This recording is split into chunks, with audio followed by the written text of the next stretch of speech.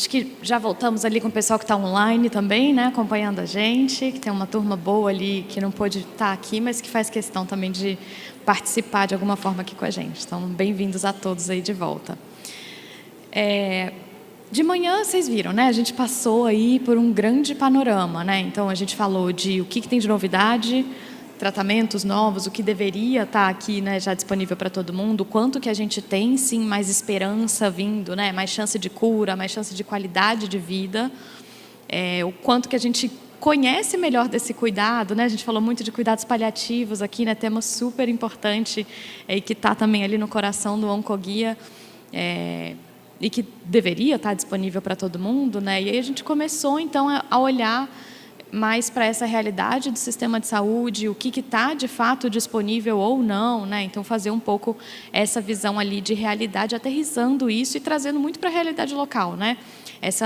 O Fórum Itinerante Oncoguia, né? Essa iniciativa nossa, que a gente está fazendo essa rodada pelo país, né? Então, essa é a etapa final que a gente está chegando agora no final do ano, né? Concluindo essa nossa rodada. A gente já passou pelo Nordeste, Norte, Centro-Oeste, Sudeste, então, finalizando aqui na região, né, vindo aqui para Florianópolis, para olhar realmente para esse Brasil que é gigante e que tem muitas diferenças, né, que tem muitas realidades diferentes, então, sim que a gente precisa adaptar, entender a realidade local, mas, ao mesmo tempo, que a gente tem bastante coisa parecida, né? Os desafios, no fundo, eles têm uma base comum, né? Então, como que a gente traz soluções olhando para esses desafios globais, mas podendo também melhorar elas e adequar ali para cada realidade, né? Então, um pouco essa nossa tentativa aqui, que eu acho que a gente tem bastante coisa para conversar agora com esse pano de fundo, tá bom?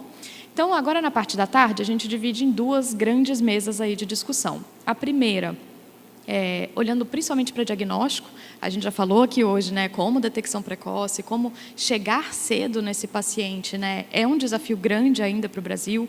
A gente tem mais da metade dos casos que são diagnosticados em estágios avançados, muitas vezes já perdendo aí a chance de cura, né, onde a gente vai olhar para pacientes metastáticos, enfim. Então, a gente, sim, precisa conseguir chegar mais cedo nesses pacientes e como isso que oportuniza aí toda uma jornada que vai se iniciar nesse momento, né? Então, tem muita coisa que a gente precisa fazer nesse antes e é exatamente isso que a gente vai discutir nessa primeira mesa. E aí, na sequência, a gente vem com uma mesa, então, para discutir, ok, quando a gente já está falando ali de câncer, né? Já sabemos que é câncer, a gente precisa tratar com agilidade, com precisão, dando acesso ao melhor tratamento específico para aquele paciente. E aí é que a gente discute, então, esse acesso ao tratamento mais adequado, tá bom? Então, para a gente dar sequência aqui, né, a gente segue para essa nossa mesa sobre o diagnóstico precoce. A gente tem aqui também várias aulas para entender, né, de perspectivas diferentes sobre esse assunto. E quem vai começar com a gente aqui é o Rodrigo Lages, que ele é diretor adjunto do Agora Tem Especialistas lá no Ministério da Saúde e vai contar para a gente do programa. Bem-vindo, Rodrigo.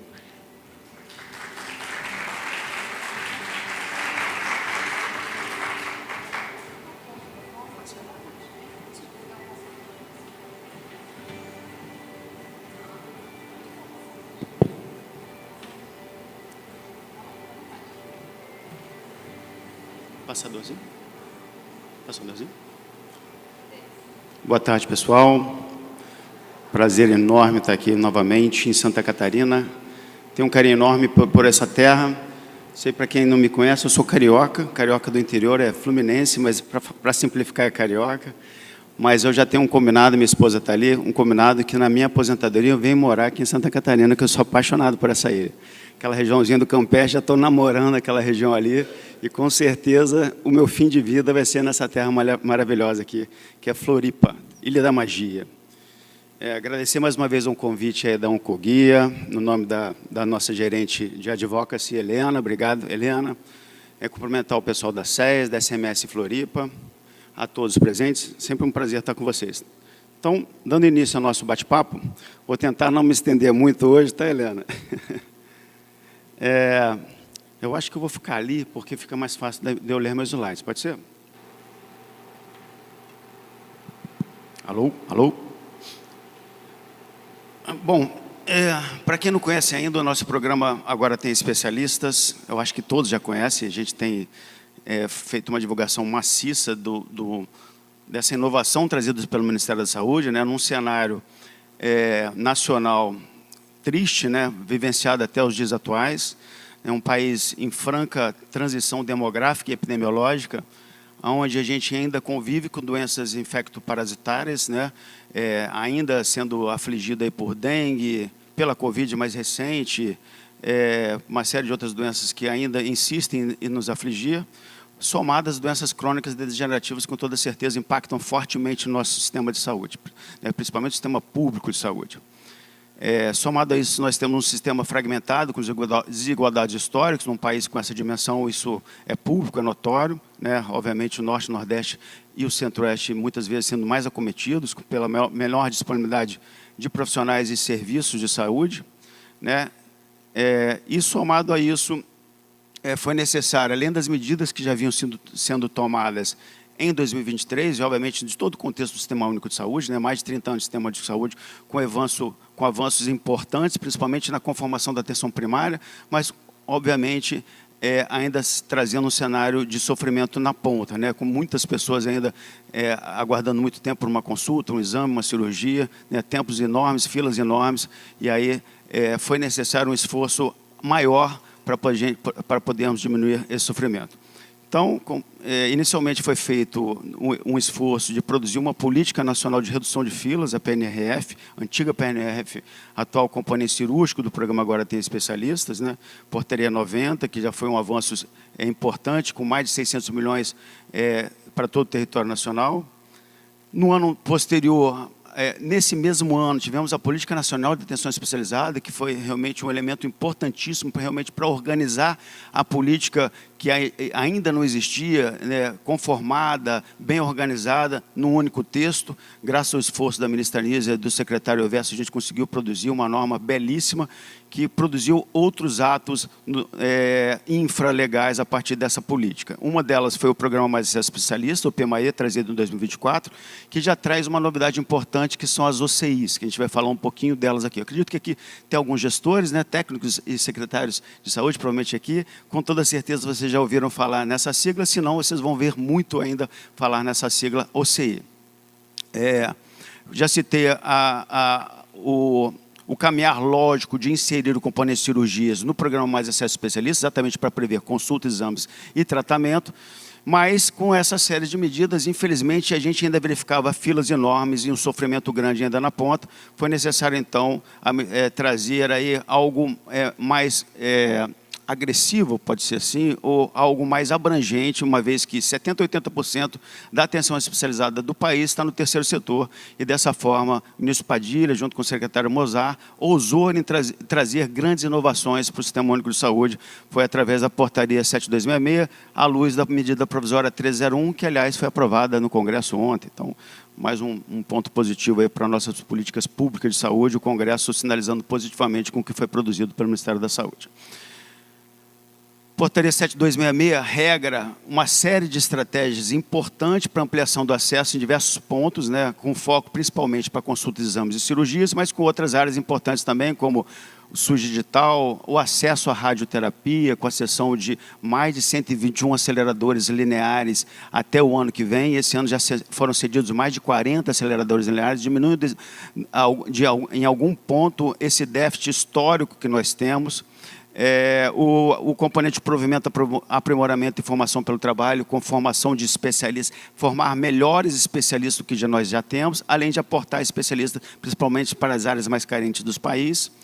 E aí eu vou destacar aí o componente crédito financeiro, que é uma grande inovação, juntamente com o ressarcimento ao SUS, que é uma sacada incrível, dada aí também pelo nosso ministro Padilha, onde a gente oportuniza para hospitais com ou sem fins lucrativos que possuem dívidas com o Ministério da Fazenda, de fazer a troca dessa dívida em prestação de serviços especializados.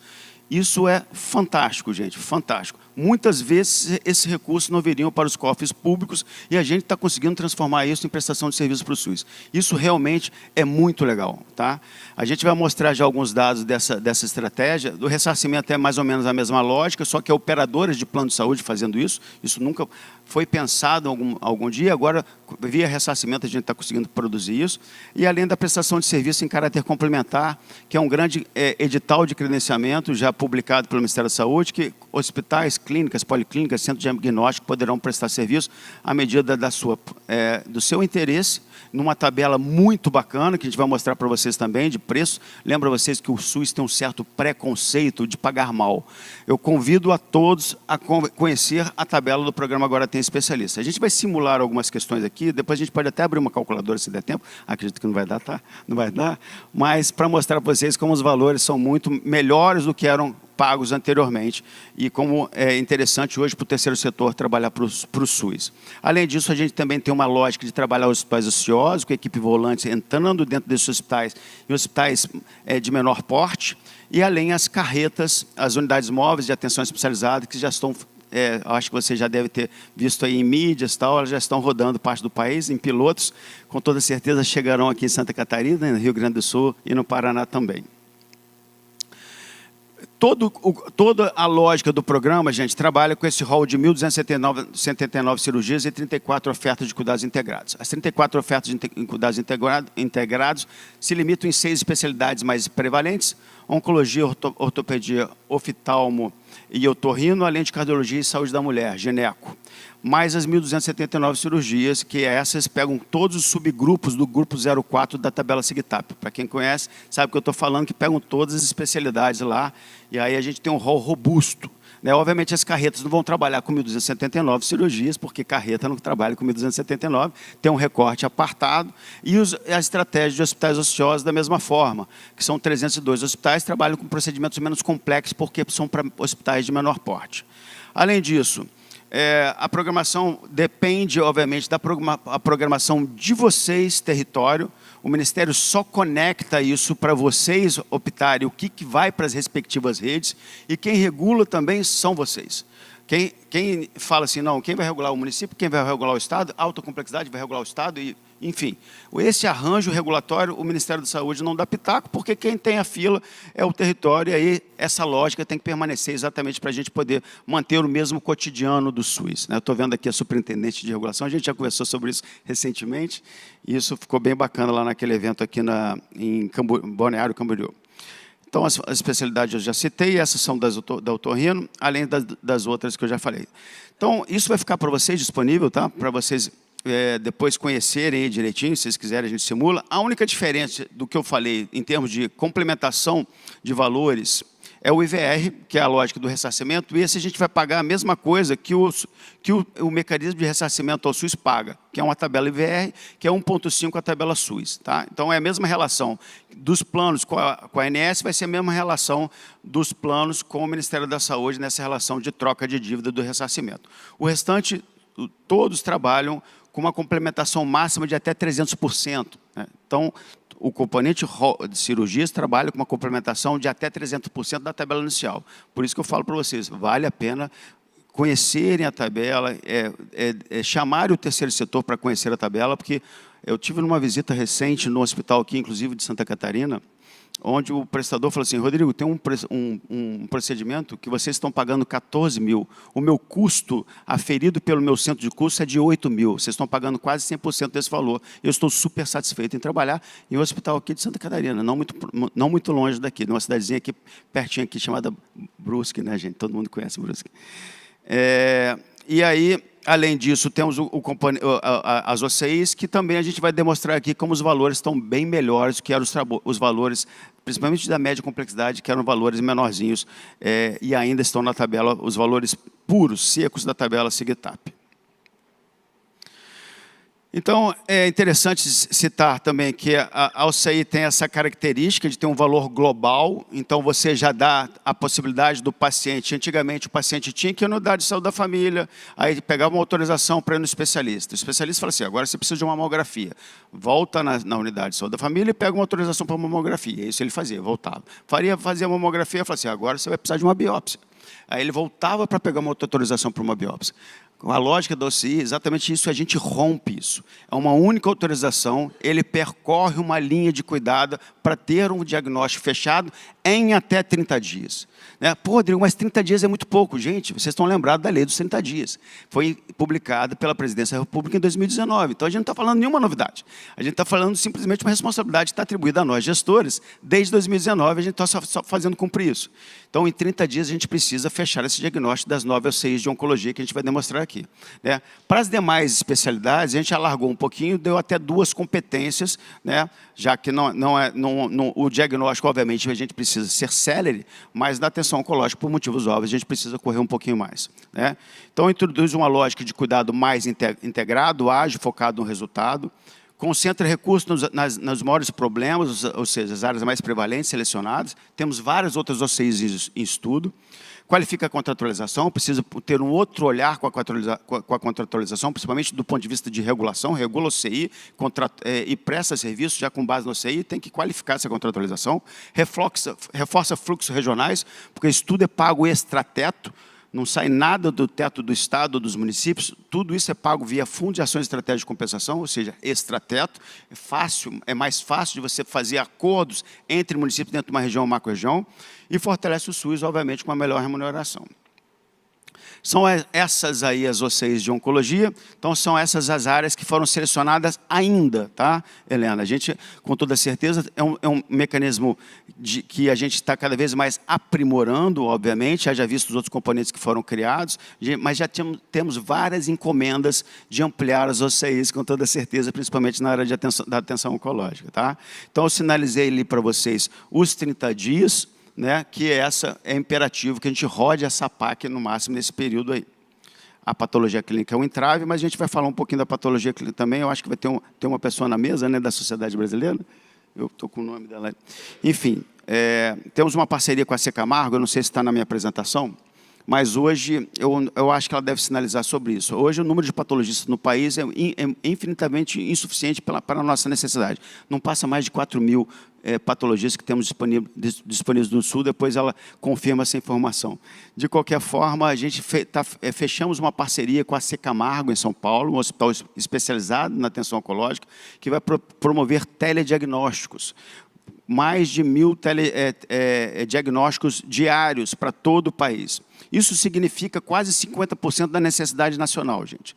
É um grande avanço na perspectiva de melhorar o diagnóstico, já que isso é uma grande carência no Sistema Único de Saúde. O que precisa, obviamente, é que se produza um scanner no microscópio para poder remeter essa lâmina. Isso pode ser um detalhe importante, que o território vai ter que, obviamente, se aperfeiçoar nesse aspecto, mas não vai precisar do especialista, simplesmente do mecanismo de fazer a leitura e remeter para a C. Camargo para ter esse diagnóstico em tempo oportuno.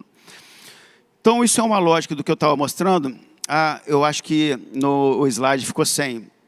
Mas, de qualquer forma, aqui a gente estava demonstrando aqui os valores que eram pagos anteriormente, que era a consulta R$10, biópsia R$10 e o exame R$40. Na nova lógica da SIGTAP, esses valores dobram, né? Então, a gente tem um valor maior. Não sei porquê, deixa eu ver se está no próximo slide aqui. Não, não está. De qualquer forma, os valores das OCIs são bem melhores que eram pagos na tabela anterior. Mais uma vez, eu convido vocês para conhecer, está lá na SIGTAP, lá, e a gente tem também no site. Agora tem especialistas, isso já também está bem explicitado lá.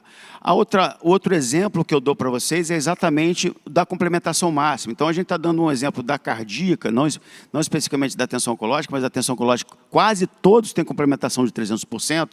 No valor puro da SIGTAP, onde se pagava 3.544, a gente está pagando com o plus de 300%, 14.179 para esse procedimento. Esse procedimento é o valor do procedimento, SP e SH, serviços profissionais e serviço hospitalar. Além disso, tem as intercorrências que vão ser pagos, sangue, exames, tudo isso ainda entra, e esse valor muitas vezes quase que dobra ainda no fechamento final dessa fatura. Então, reforço, quando vocês forem levar essas falas para o terceiro setor, mais uma vez, vale a pena eles conhecerem os novos valores trazidos pelo programa, que muitas vezes são bem compensatórios para se trabalhar com o Sistema Único de Saúde. Aí eu vou falar rapidamente aqui das modalidades do recorte dado, atualizando a última apresentação que nós fizemos no Rio, tá, Eliana?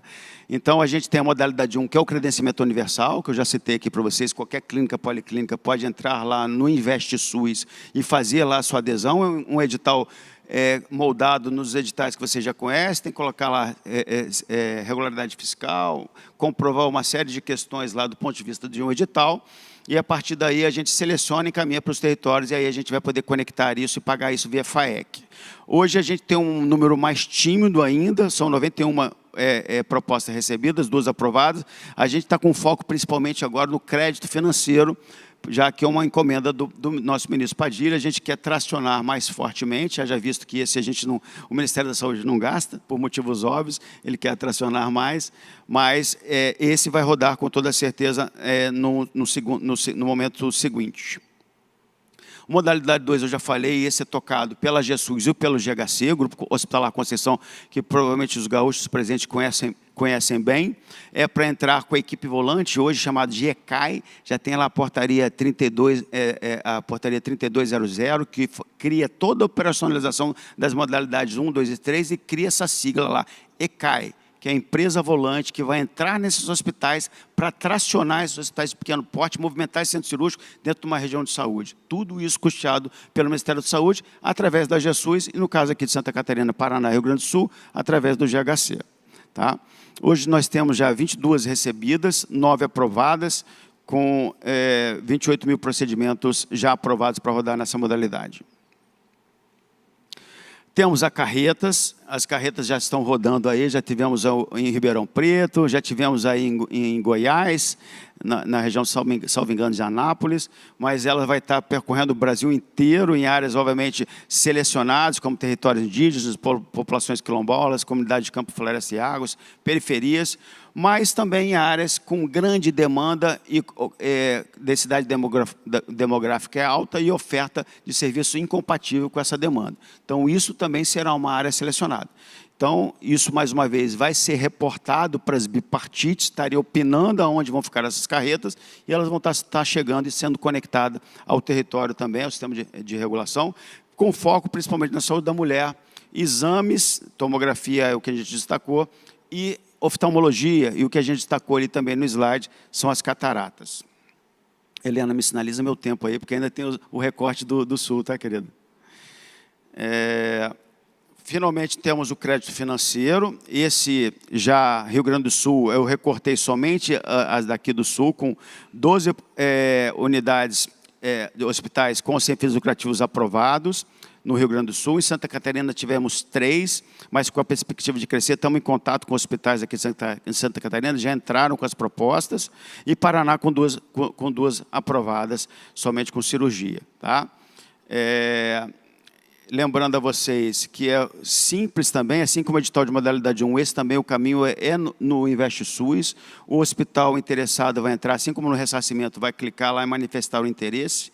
Obviamente tem uma fase que ele vai ter que ir à PGFN ou Receita Federal do Brasil para negociar essa dívida, e essa dívida tratada, que, aliás, no âmbito do programa, traz uma série de benesses para os hospitais, parcelamento dessa dívida em até 145 vezes, redução de juros e multas em até 70%, a depender da capacidade de pagamento deles. E o que é melhor, eles conseguem uma moratória ou uma pseudo-moratória de 6 meses, pagando somente 0,3% da dívida tratada. Isso é um componente extremamente importante para exatamente ele deixar de pagar uma boleta lá de 200, 300 mil reais por mês e transformar aquilo em prestação de serviço do SUS. Então, exatamente isso que eles estão fazendo. Eles param de pagar, pagam 0,3% somente e começam a prestar serviço, transformando isso num crédito de valoração, num certificado de valoração de crédito financeiro, CVCF. Isso é um cartão de débito, um voucher que ele vai criando, acumulando recursos ali. Quando chegar em janeiro, ele vai lá na fazenda e fala assim, ó, bate na minha dívida aí, que eu prestei um monte de serviço para o SUS. Tá? Ressarcimento é basicamente a mesma coisa, só que a relação é com a ANS.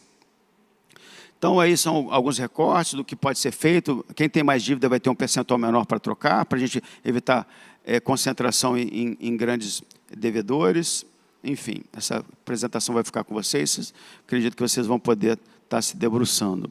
O ressarcimento, a gente já teve a Apvida em Pernambuco, então, como eu já falei, a lógica é bem parecida, também adentra pelo InvestSUS. A diferença desse aqui é um dado importante, gente.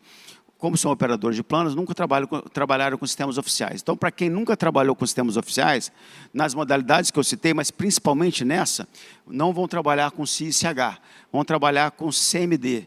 Acredito que algumas pessoas já conhecem essa sigla, Conjunto Mínimo de Dados. É um trabalho elaborado pelo Ministério da Saúde desde 2016 e agora está nascendo, graças a Deus. Já temos uma portaria desde 2023 trazendo o MIRA, que cita o CMD, e com o programa agora tem especialista, a gente vai poder colocar ele em prático, que é uma tecnologia muito mais avançada, mais moderna em termos de informação de saúde, gente. Então, o CICH é jurássico e a gente vai deixar ele no passado em algum momento, se Deus quiser.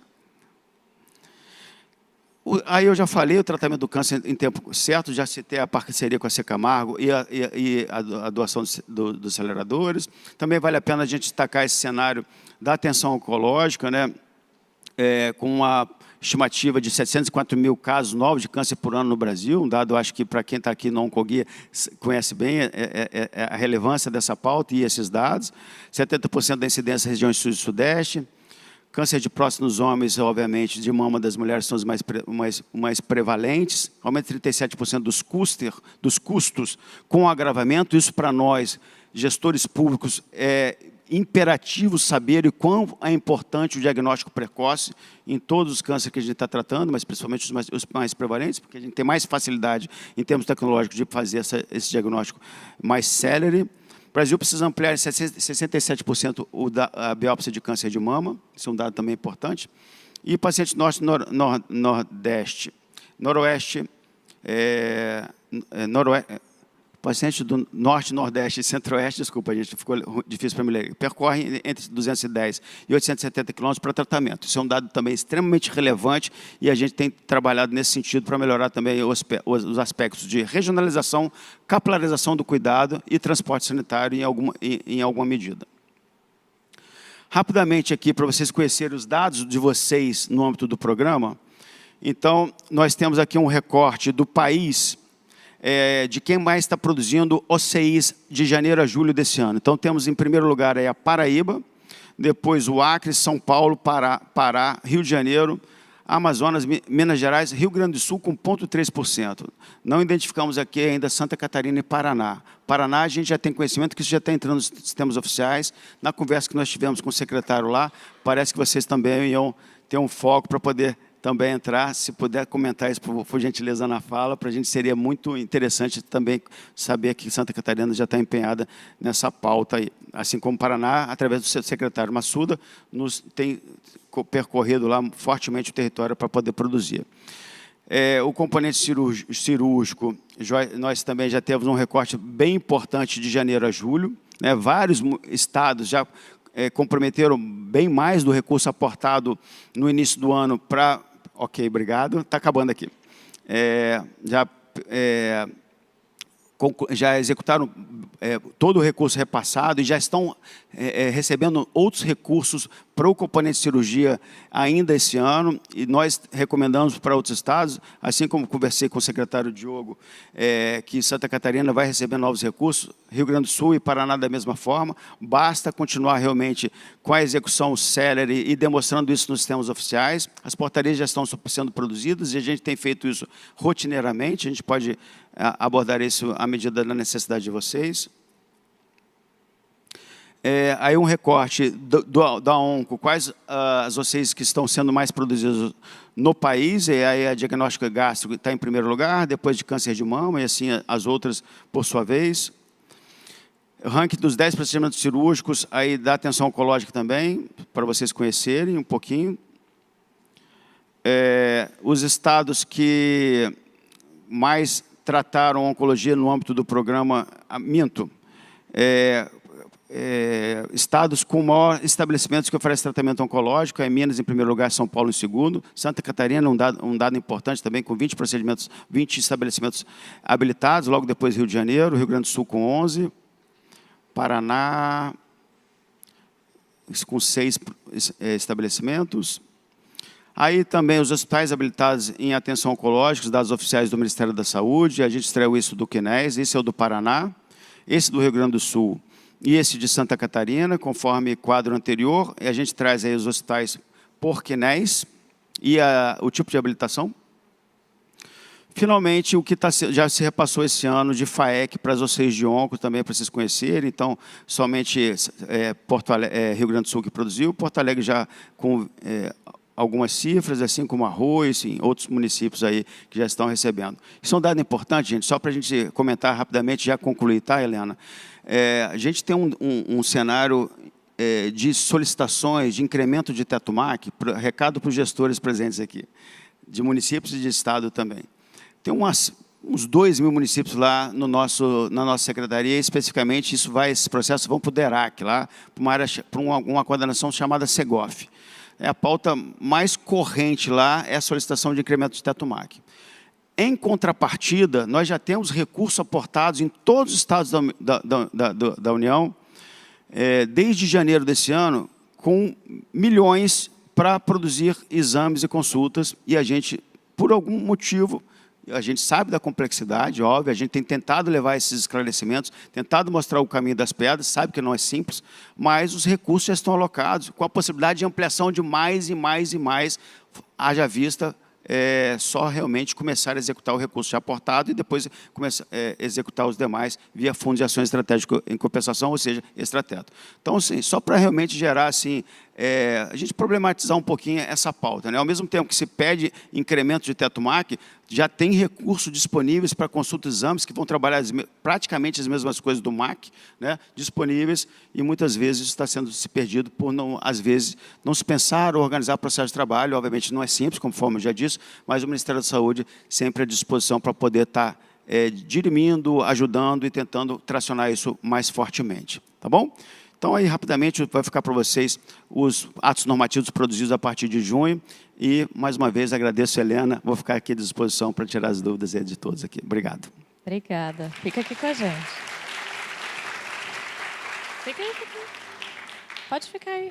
Fica aqui com a gente um pouquinho, Rodrigo, que daqui a pouco a gente vai ter espaço para conversar um pouquinho mais, tirar dúvidas, né? Que tenho certeza que tem muita coisa ainda para a gente falar. Então, né, gente, nesse nosso assunto aqui de diagnóstico precoce, né, conseguir chegar cedo ali e fechar esse diagnóstico, essa é uma iniciativa, né, do Ministério da Saúde buscando encurtar esse tempo, né? Já foi apresentado aqui, então, que a gente tem aí esse esforço para conseguir fechar esse diagnóstico em 30 dias, como manda a lei, né, a nossa famosa lei dos 30 dias, que a gente também já comentou aqui hoje. Seguindo um pouco nessa nossa jornada aí de chegar nesse diagnóstico precoce, um outro tema que é muito importante também é a regulação. A gente também comentou um pouquinho de manhã, né, e para quem não está familiarizado com esse linguajar, assim, né, a regulação é essa gestão das filas, é organizar para, né, esse fluxo ali do paciente entre os diferentes serviços, né, que fazem parte ali da rede de saúde. Então, claro, né, a gente precisa que essa fila ela ande no tempo adequado, né, para que esse paciente consiga chegar mais cedo, fechar o diagnóstico e aí poder ser encaminhado para o tratamento. Então, a gente vai falar um pouquinho aqui também. A Thalita, né, Rosinski, ela vem aqui para comentar um pouquinho, para contar para a gente como é que está essa regulação aqui na região sul e no estado. Ela é superintendente de serviços especializados e regulação em saúde do estado aqui de Santa Catarina. Por favor, seja bem-vinda, Thalita.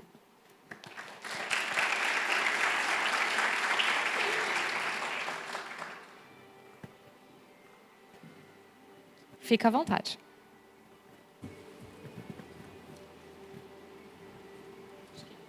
Rodrigo, não sei se você está com um passadorzinho para ela.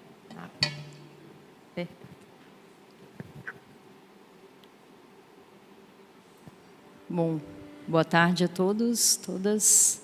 Primeiro de tudo, né, agradecer o convite, agradecer a oportunidade de estar aqui em nome da Secretaria de Estado de Saúde, trazer o cumprimento, né, do nosso secretário Diogo, da nossa secretária adjunta, doutora Cristina, a todos os presentes, e para a gente poder trazer um pouquinho, né, da experiência de Santa Catarina em relação às práticas de regulação e como a gente tem conseguido, né, fomentar melhorias e fazer com que a regulação seja um instrumento logístico, né, que ajude o paciente a caminhar com celeridade, estar no lugar certo, no melhor tempo possível e adequado ao seu tratamento.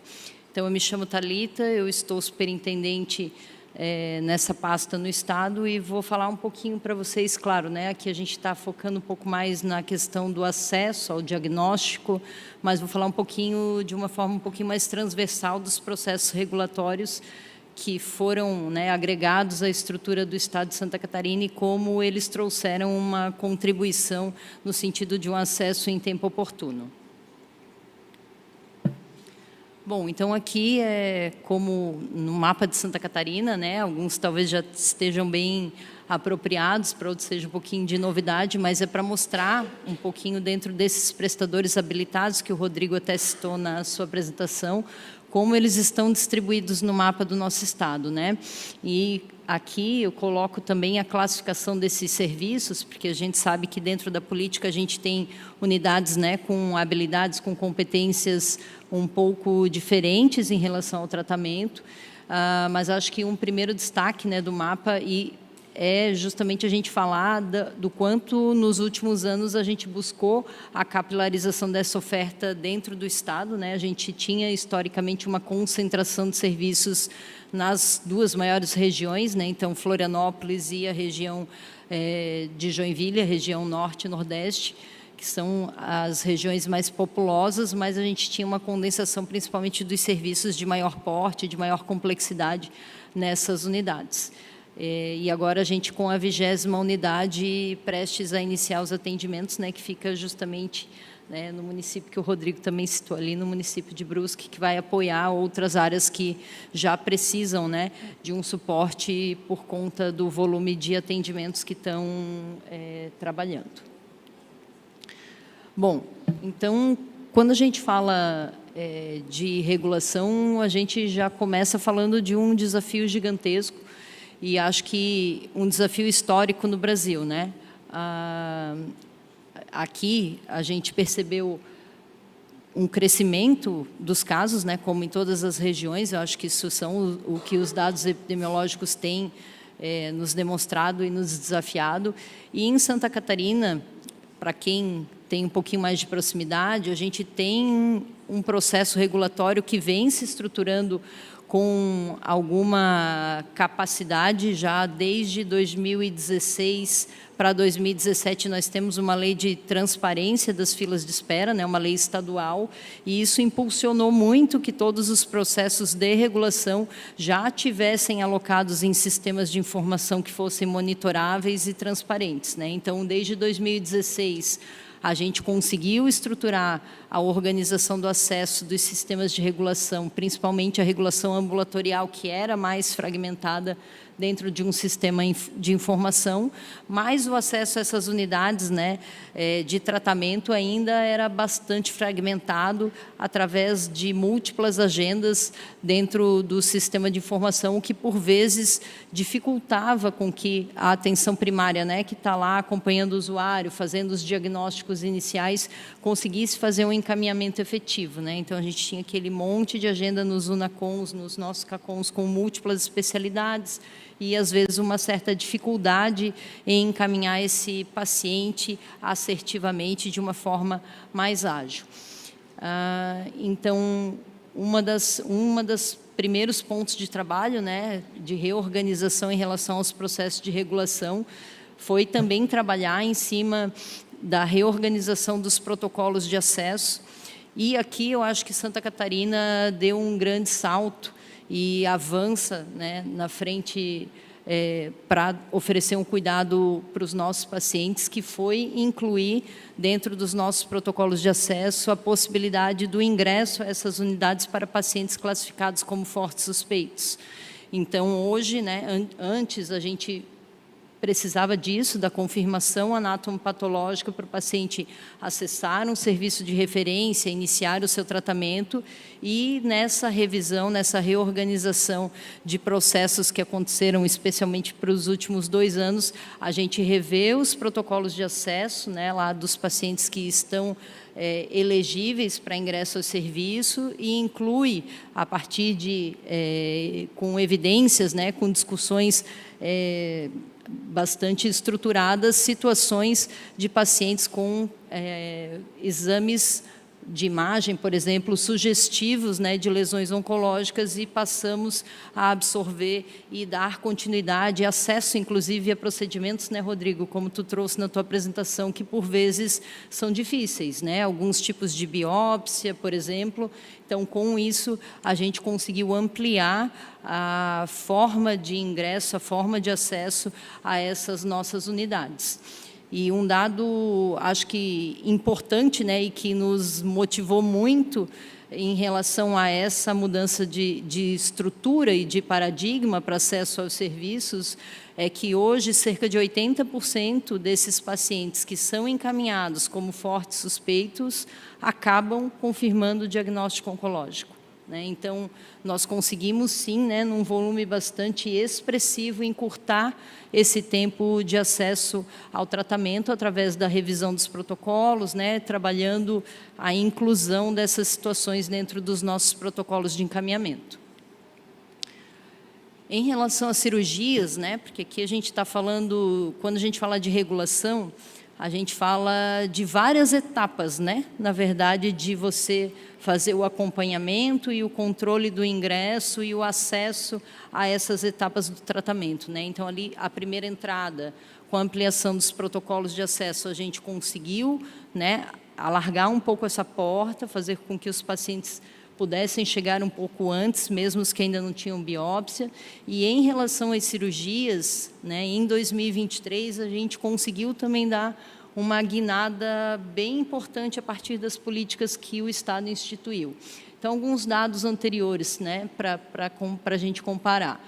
Antes de 2023, 48,2% dos nossos pacientes iniciavam um tratamento cirúrgico dentro ali dos 60 dias, né? Se a gente entendendo aqui que o primeiro tratamento fosse a cirurgia. Então, a gente tinha um índice bastante baixo, né, de conseguir atender ao que está preconizado na legislação, e a gente começou e a nossa fila ela estava em mais de 2.500 pacientes aguardando alguma cirurgia oncológica no estado de Santa Catarina. Né? Desde o início da gestão, algumas medidas bastante importantes foram adotadas, né? Algumas prioridades foram adotadas.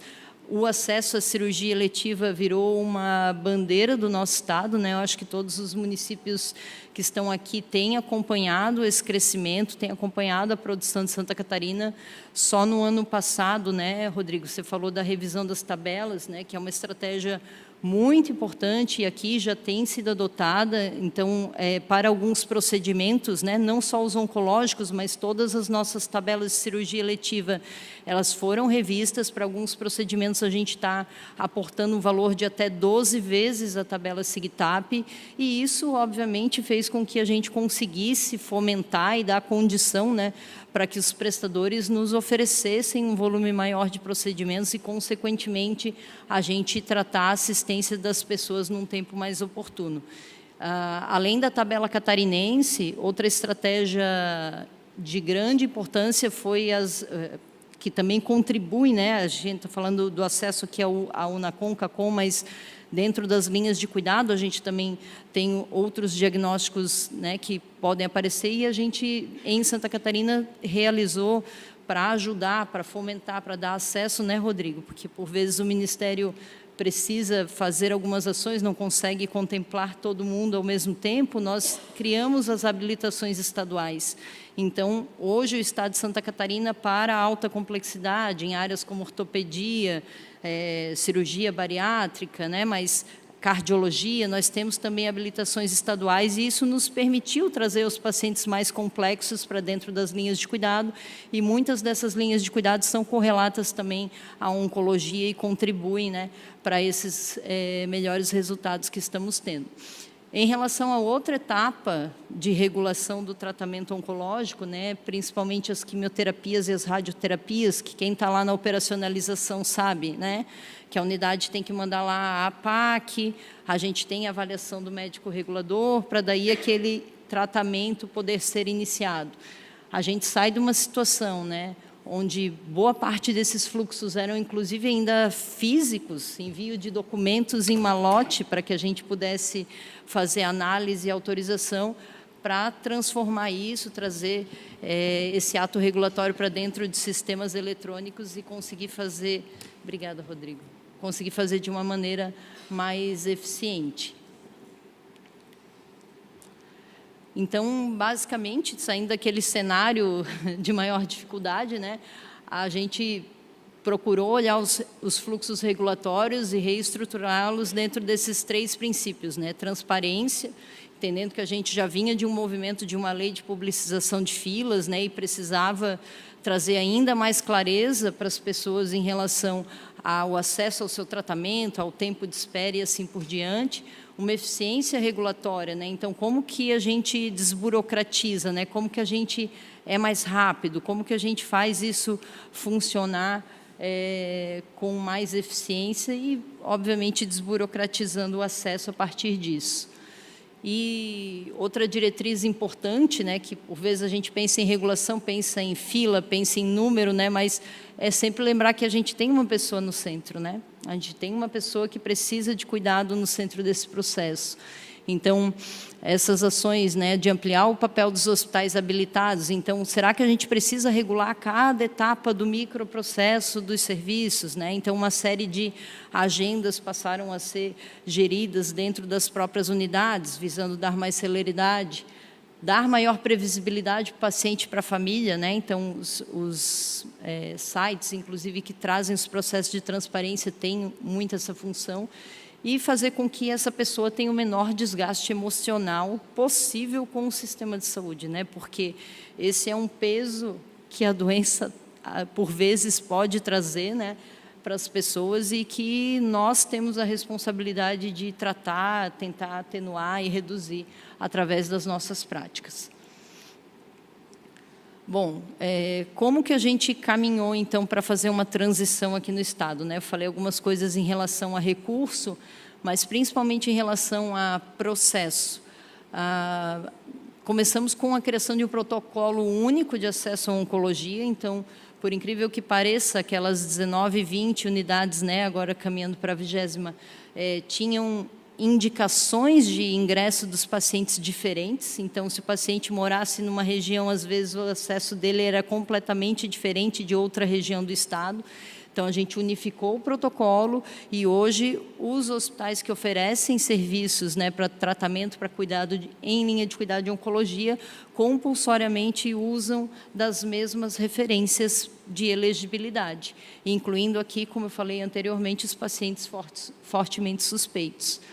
Em relação ao sistema de regulação, para principalmente simplificar a linguagem, o contato com a atenção primária, né, que muitas vezes está ali fazendo um trabalho de captação, de rastreamento, de indicação de um tratamento precoce para esse paciente, mas não tem a expertise de saber todas as minúcias de um serviço de oncologia, né?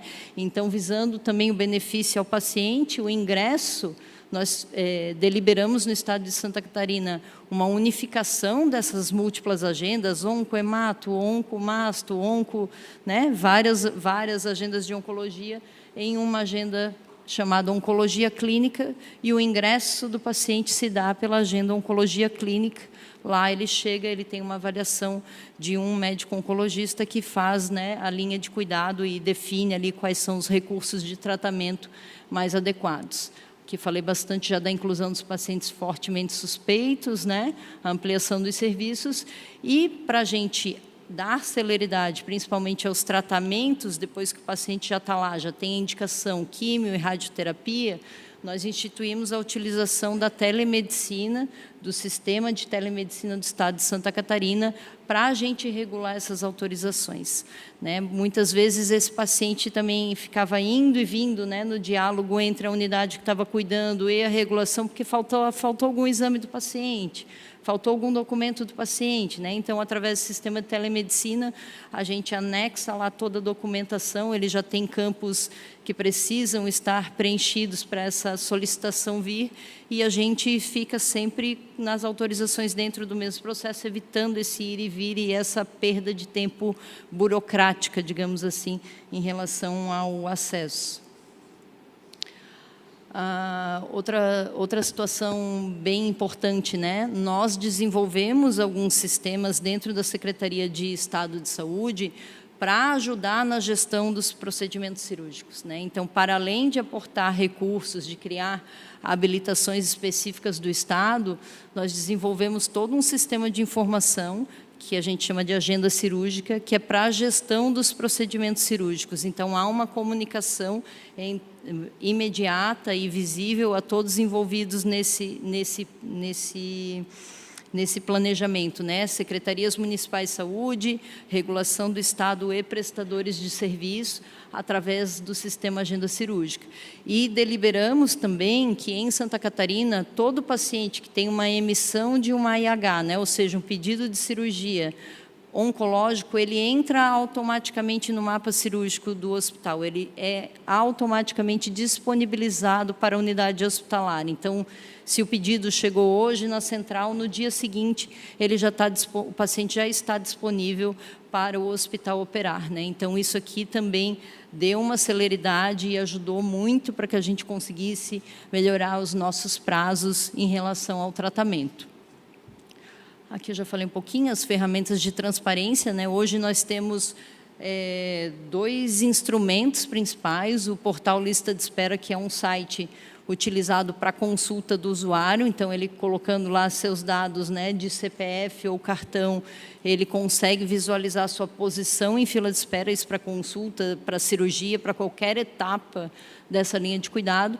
E nós temos um painel específico que nós temos visibilidade dele público, que é um painel das cirurgias oncológicas, através do qual também se pode acompanhar o desempenho das instituições em relação a isso. Isso aqui é só a carinha do portal do Lista de Espera, né? Como que ele aparece ali para o usuário e como que é o ícone de acesso.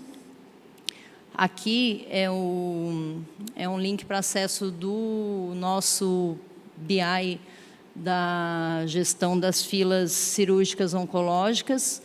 A carinha dele é essa aqui, então, primeiro aparece aqui quais são as unidades, e, na sequência, é possível acompanhar qual é o desempenho geral do Estado em relação ao acesso das cirurgias e, por unidade, qual o prazo que essas unidades estão cumprindo. Então, lá, vocês lembram que a gente estava em 46% dos procedimentos realizados, né, em menos de 60 dias. Essa foto aqui é da semana passada, a gente estava batendo 70%, né, e 30% dos pacientes ainda, por alguma razão, né, a maioria das vezes vocês sabem que tem razões que são clínicas mesmo, né? A gente nunca vai conseguir chegar no 100% por conta dessas circunstâncias, mas a gente consegue acompanhar o desempenho do Estado no sentido do cumprimento desses fatores, e isso está disponível para visualização de todos, né? Inclusive com o desempenho de todas as unidades e o percentual de cumprimento que elas estão alcançando. E aí, a partir disso, a gente também consegue identificar, né, locais que eventualmente a gente esteja com mais dificuldade, precisa estar intervindo para fomentar a melhoria. Aqui bem rapidinho também, só mostrando a carinha dos sistemas. Esse aqui é a carinha do nosso sistema de telemedicina. Então, como eu falei para vocês, as APACs vêm todas por aqui, então são campos estruturados, né? Então a gente não perde informação e com isso consegue ser mais efetivo. E o resultado que isso nos trouxe, né? O tempo médio para autorização das APACs em oncologia, pacientes de primeira vez, eles são nosso radar. Então, chegou lá uma solicitação nova de tratamento de quimioterapia, prioridade 0 do profissional regulador, mas a gente está conseguindo responder e dar autorização em 2 a 4 dias úteis, né? Então, a gente, por vezes, ficava em semanas ali no processo de ir e vir com documento físico, falta um exame, né? Agora a gente conseguiu ser bem mais assertivo, e os tratamentos em continuidade estamos em 7 a 10 dias, e isso num volume muito alto, né? E eu acho que isso também é um destaque importante, como a gente aumentou os serviços, né, e conseguiu ter mais efetividade, você dá mais acesso, você também tem uma maior produção de cuidado e, obviamente, hoje a gente está alcançando uma marca de entre 5 e 8 mil autorizações de quimio e radioterapia por mês no estado. E aqui, em relação à primeira consulta, né, que eu acabei não trazendo esse dado lá atrás, aqui a gente, da mesma forma, né, busca oferecer esse serviço no tempo mais oportuno possível, e hoje a gente está conseguindo, né, dar o atendimento ali na primeira consulta em 93% dos pacientes no tempo oportuno, no tempo previsto, com essa unificação das agendas na oncologia clínica. E aqui, só para finalizar, né, então, acho que Santa Catarina reposicionou, de certa forma, a regulação como um instrumento estratégico de cuidado, né? A gente avançou de um modelo muito passivo, em muitas situações, para uma regulação proativa, responsiva e com transparência, né, que é um desafio enorme, e firmando o compromisso institucional, né, que é que nenhum paciente com câncer deve esperar além do tempo clinicamente necessário. Então, acho que nossos esforços, né, estão sempre nesse sentido. Obviamente, precisamos estar melhorando todos os dias, né, mas acho que a gente conseguiu, nos últimos anos, dar passos importantes, e poder estar compartilhando com vocês aqui hoje é uma satisfação. Obrigada. Obrigada.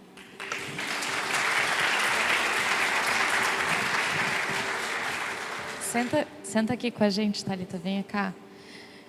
Bem, acho que você mostrou aqui muita coisa bacana, né? Acho que a regulação de Santa Catarina, a gente já falou um pouquinho aqui de manhã, né? Realmente inspiração aí para muitos outros estados também, né? Então, obrigada por dividir aqui para contar um pouquinho para a gente sobre isso.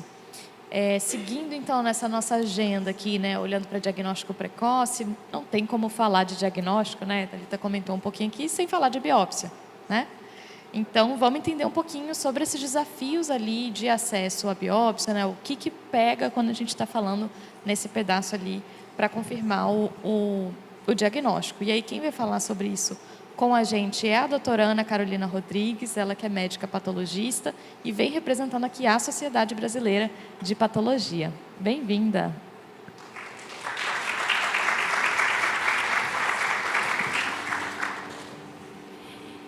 Boa tarde a todos, obrigada pela apresentação, obrigada pelo convite do Oncoguia, né, de dar a palavra para a Sociedade Brasileira de Patologia, para o médico patologista, e falar um pouco, né, dessa especialidade que é desconhecida para muitos pacientes, né, desconhecida para o público leigo, mas que é parte fundamental do diagnóstico e do tratamento do câncer.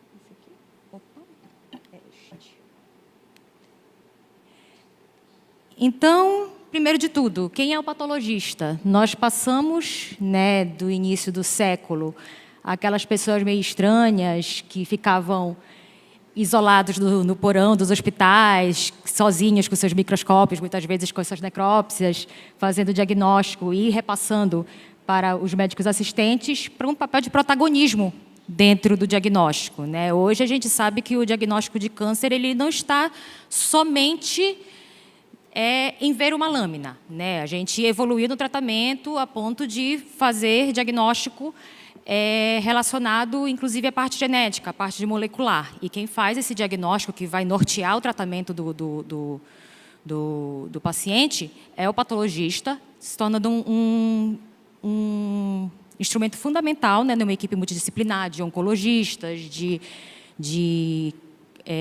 cirurgiões oncológicos. O patologista ele tem hoje esse papel de protagonismo. Continuamos sendo um pouquinho estranhos, mas hoje a gente está muito mais inserido nesse contexto. E, como já foi falado muitas vezes aqui, qual é o nosso cenário atual do diagnóstico oncológico, né? Apesar da lei dos 30 dias, 39% dos casos de câncer de mama são diagnosticados tardiamente, são diagnosticados já em estágio avançado, por vários fatores, não só fatores hospitalares, às vezes fatores pré-hospitalares, demora ao acesso à saúde, né? Isso foi uma um dado de novembro de 2024. Né? Então, segundo dados do Ministério da Saúde, analisados pelo Instituto Coguia, 58% das pessoas diagnosticadas com câncer no Sistema Único de Saúde iniciam seus tratamentos já nos estados avançados ou metastáticos, impedindo um prognóstico mais positivo. Continuando, em 2019, o Tribunal de Contas da União concluiu uma auditoria que apontou o diagnóstico histopatológico como um dos principais gargalos na linha de cuidado oncológico. Isso em 2019. Isso pós-pandemia piorou. Piorou. A gente sabe que o acesso foi muito complicado. 2020 até 2022, a gente teve um grande aumento no número de casos pela falta de acesso, porque estávamos em casa, não tinha como ir no hospital. Então, a gente sabe que isso piorou.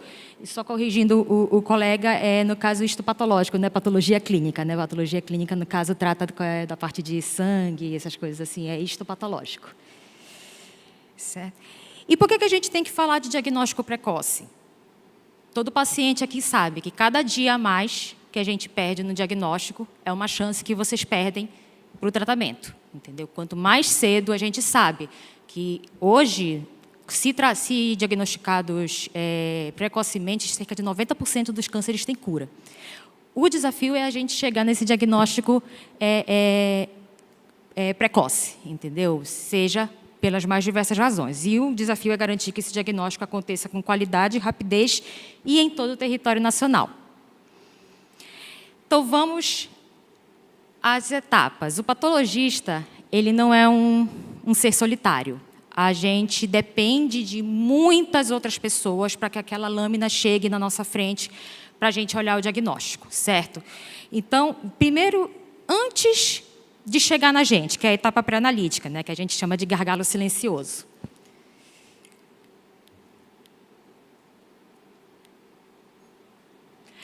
Os grandes problemas que nós temos. Primeiro de tudo, uma coleta inadequada. Muitas vezes a amostra ela é insuficiente, é uma amostra pequena, a gente até brinca que às vezes o paciente ele tem uma lesão grande, aí tira um pedacinho que muitas vezes vai precisar fazer a lâmina, um exame de imunistoquímica, um exame de biologia molecular.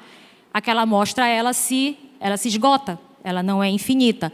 E aí toda vez que a gente precisa rebiopsiar, refazer um exame, é mais tempo que isso acrescenta para o diagnóstico do paciente. Um dos grandes problemas, fixação adequada, acondicionamento e o tempo dessa peça.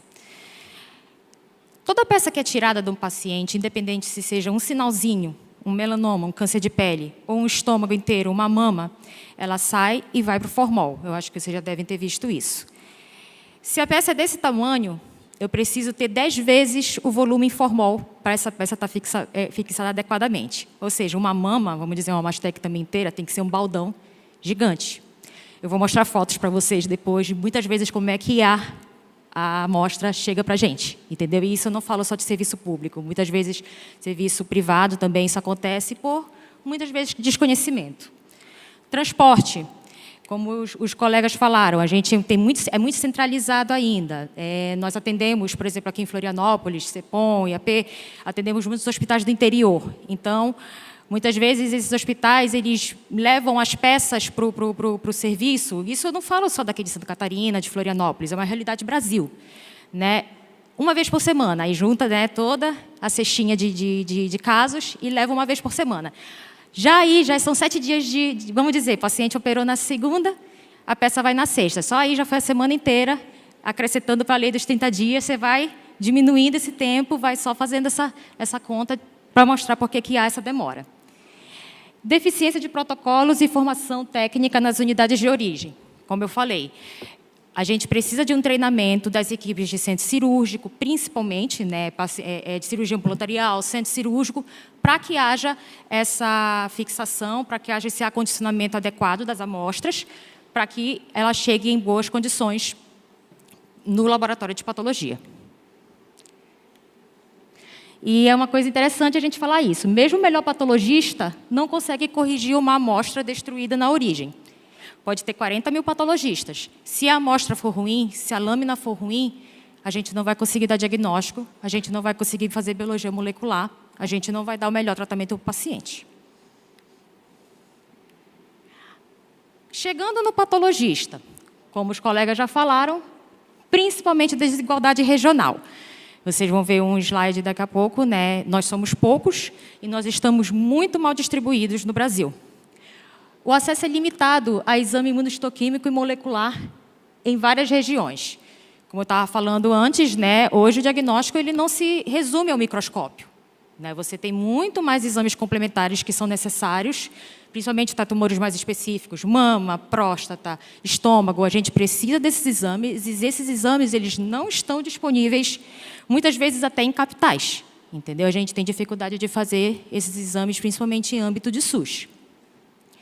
E o tempo de laudo varia conforme a localidade. Ele é CEP-dependente. A gente sabe que em grandes centros, esse tempo vai ser menor, obviamente, do que para um paciente do interior. Isso aqui foi uma pesquisa que a Sociedade Brasileira de Patologia fez, falando sobre nós. Né? Nós, nesse momento, somos 4.400 patologistas no Brasil inteiro. Nós somos 0,9% do número de especialistas no Brasil. 4.400 patologistas. Só para vocês terem uma noção, nós temos cerca de 20 mil cardiologistas no Brasil, temos cerca de 40 mil cirurgiões no Brasil. Entendeu? Então, patologistas, nós somos muito poucos e, como vocês podem ver, nós estamos muito mal distribuídos. 53% dos patologistas estão na região sudeste. Falando da nossa realidade, 13% estão na região sul. E, desses 13%, 63,4% dos patologistas estão nas capitais. Então, não tem como negar que esse gargalo ele passa por essa má distribuição, por essa distribuição desigual do número de patologistas. Ah, mas por que a maioria está nos grandes centros, está no Sudeste e está nas capitais? Pela questão da estrutura. Você quer dar o melhor diagnóstico para o seu paciente, você vai tentar trabalhar em um lugar que vai te dar essa condição de dar o melhor diagnóstico para o seu paciente. Passamos por todas essas dificuldades. A amostra chegou boa, nós tivemos um bom diagnóstico, nós demos o diagnóstico, passamos o laudo. Qual é o problema pós-analítico?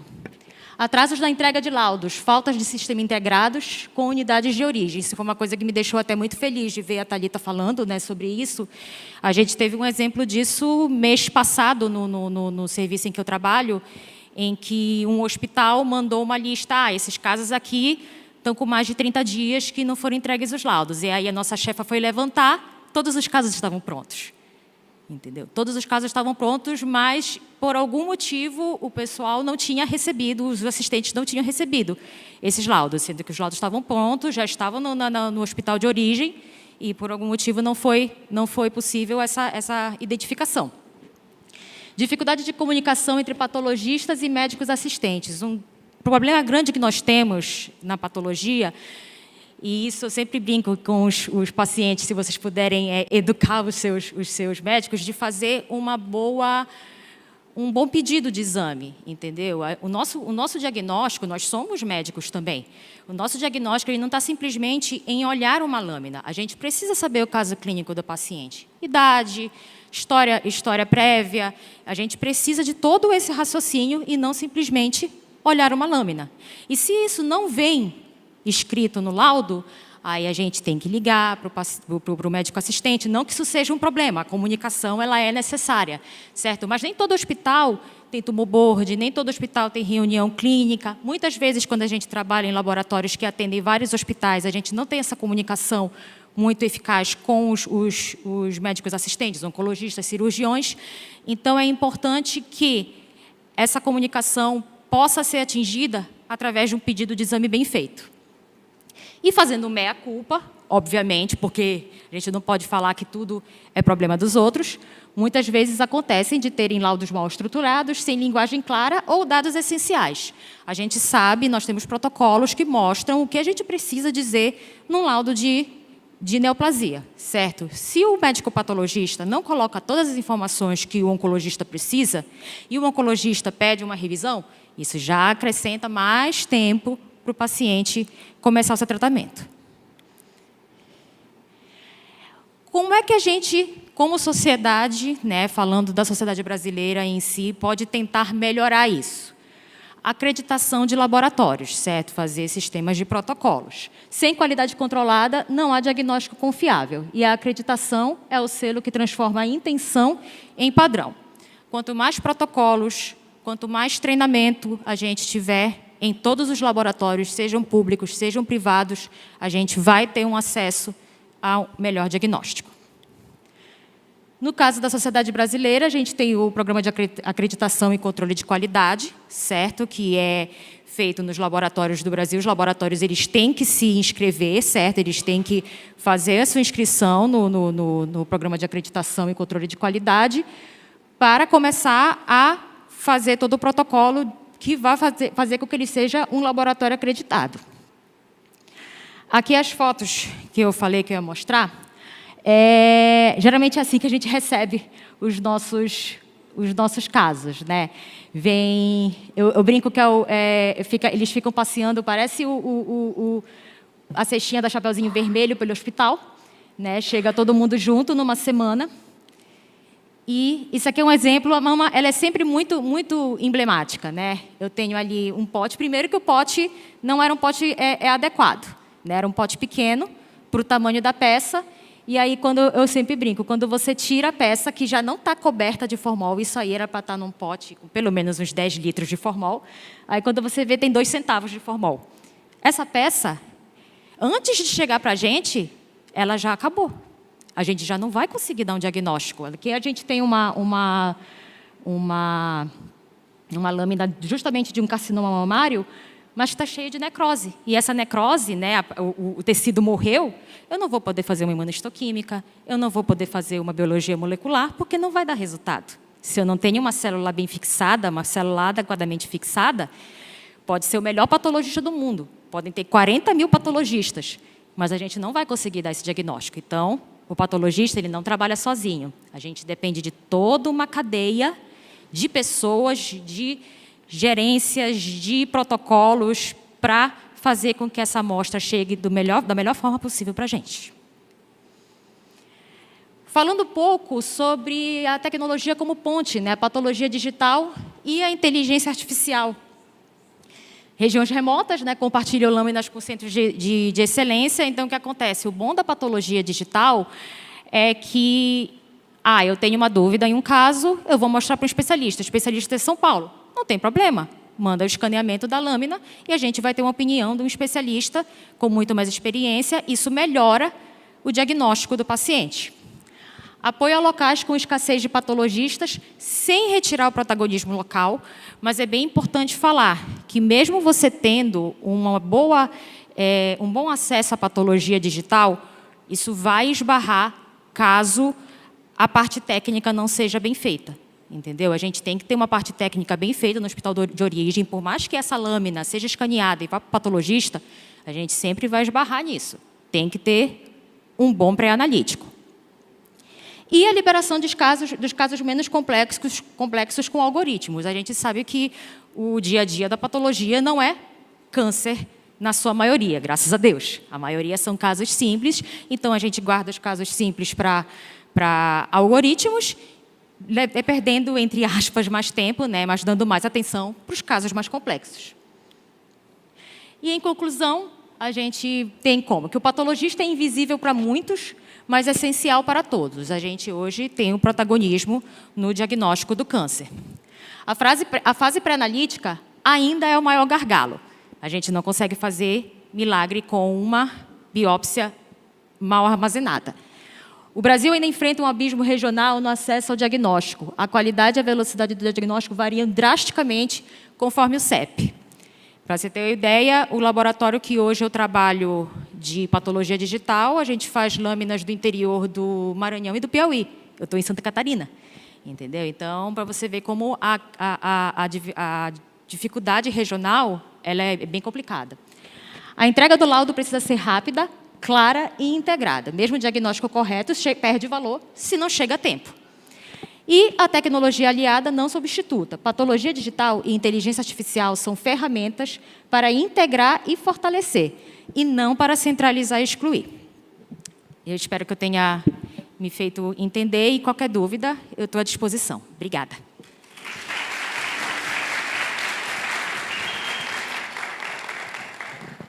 Obrigada, Ana. Muito bom. Muito bom ver como as coisas vão conversando aqui também entre, né? O Rodrigo já estava comentando ali sobre a questão da telepatologia, como isso vai ajudar, e você reforça isso aqui também, né? A gente sabe que tem muitas questões ali no desafio da patologia, mas quem sabe a gente vai trazendo essas soluções inovadoras aí para resolver aos pouquinhos, né? E aí, para fechar, então, aqui a nossa conversa, né? Essas nossas exposições sobre esses desafios do diagnóstico precoce, eu vou chamar, então, a Priscila dos Santos, ela que é diretora de Regulação e Atenção Especializada aqui da Secretaria Municipal de Florianópolis. Bem-vinda, Priscila.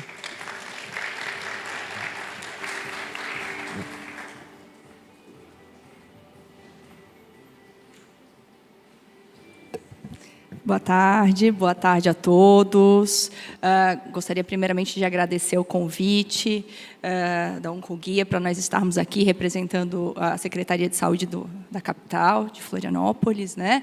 E agradecer em nome do nosso secretário, doutor Almir, também, pelo convite, pela oportunidade de a gente trazer um pouquinho do que a gente tem feito em Florianópolis. Eu me chamo Priscila, eu estou na Secretaria Municipal de Saúde, sou servidora de carreira desde 2008, e atualmente eu estou na Diretoria de Regulação e Atenção Especializada.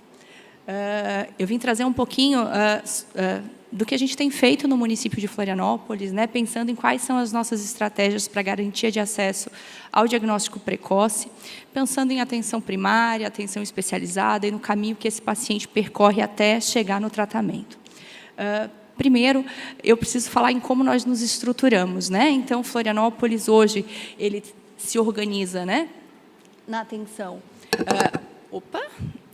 na atenção primária em saúde, né, que é a porta de acesso, vai cair, obrigada, que é a porta de acesso ao Sistema Único de Saúde, né, e é a ordenadora do cuidado. Nós temos a atenção especializada, que é quem vai, de maneira articulada com a atenção primária, disponibilizar o cuidado especializado, a oferta de exames, a atenção farmacêutica, que vai garantir acesso a medicamentos, né, a abertura de processos para a garantia de acesso a medicamentos especiais. Nós temos a atenção de urgência e emergência, a atenção psicossocial e a vigilância em saúde.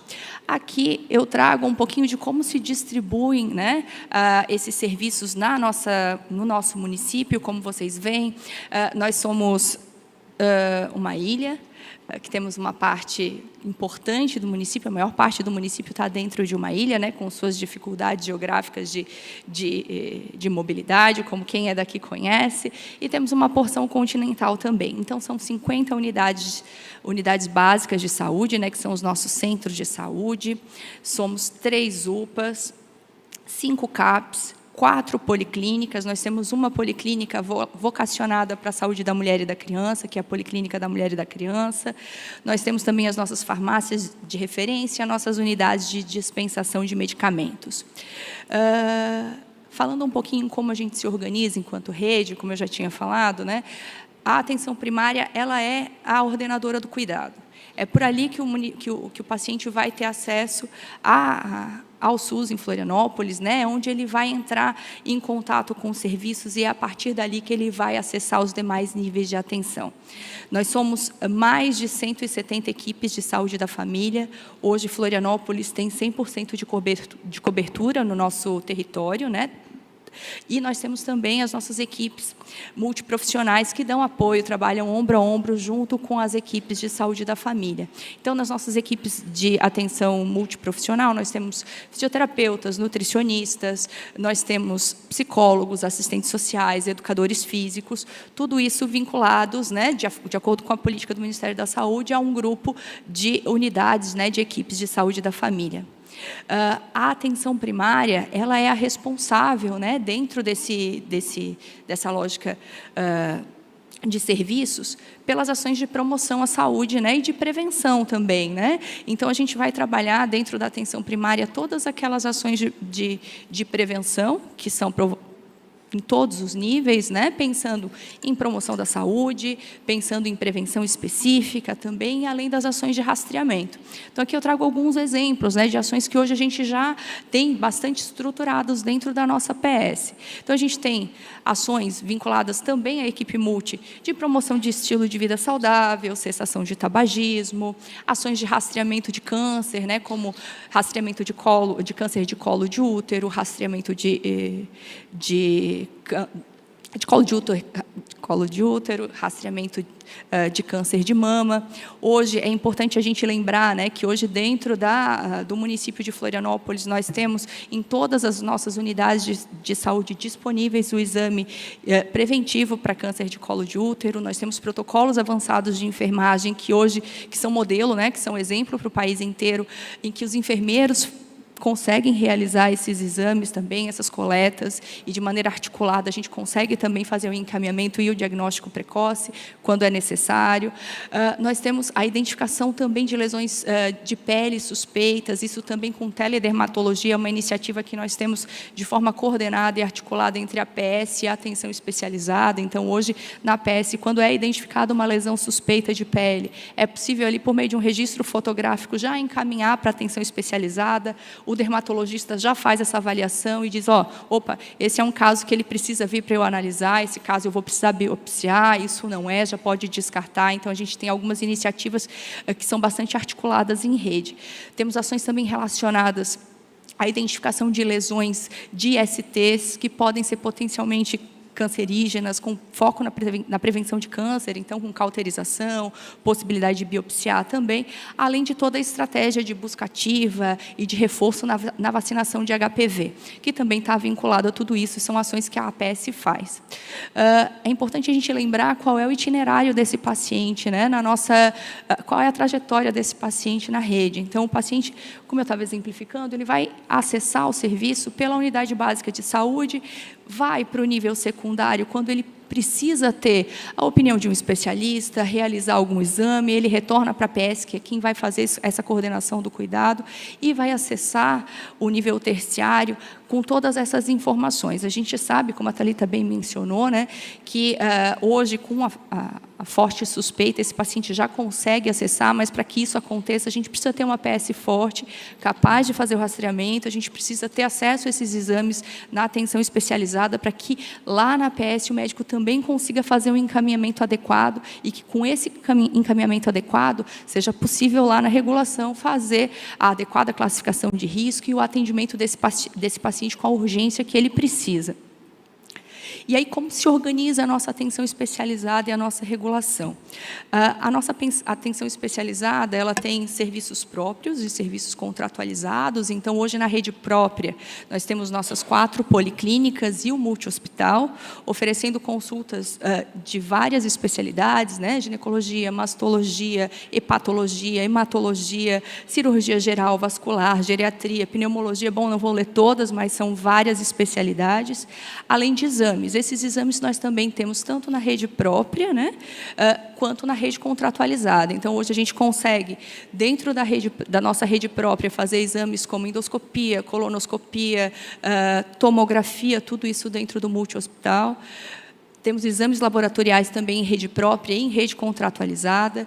E, na rede contratualizada, nós optamos, né, e trabalhamos com ampliação de acesso para aqueles exames que nós não temos ainda na rede própria, ou aqueles que a gente também não tem, não é viável manter dentro da rede própria, como ressonância, por exemplo, que é um exame de altíssima complexidade e é uma estrutura mais difícil de se manter e de se adquirir, né? Eu trago aqui um pouquinho para vocês entenderem como que a gente enxerga, né, como que a gente tem avaliado os nossos números e como a gente usa os nossos indicadores, né, e os nossos resultados para planejar e para programar.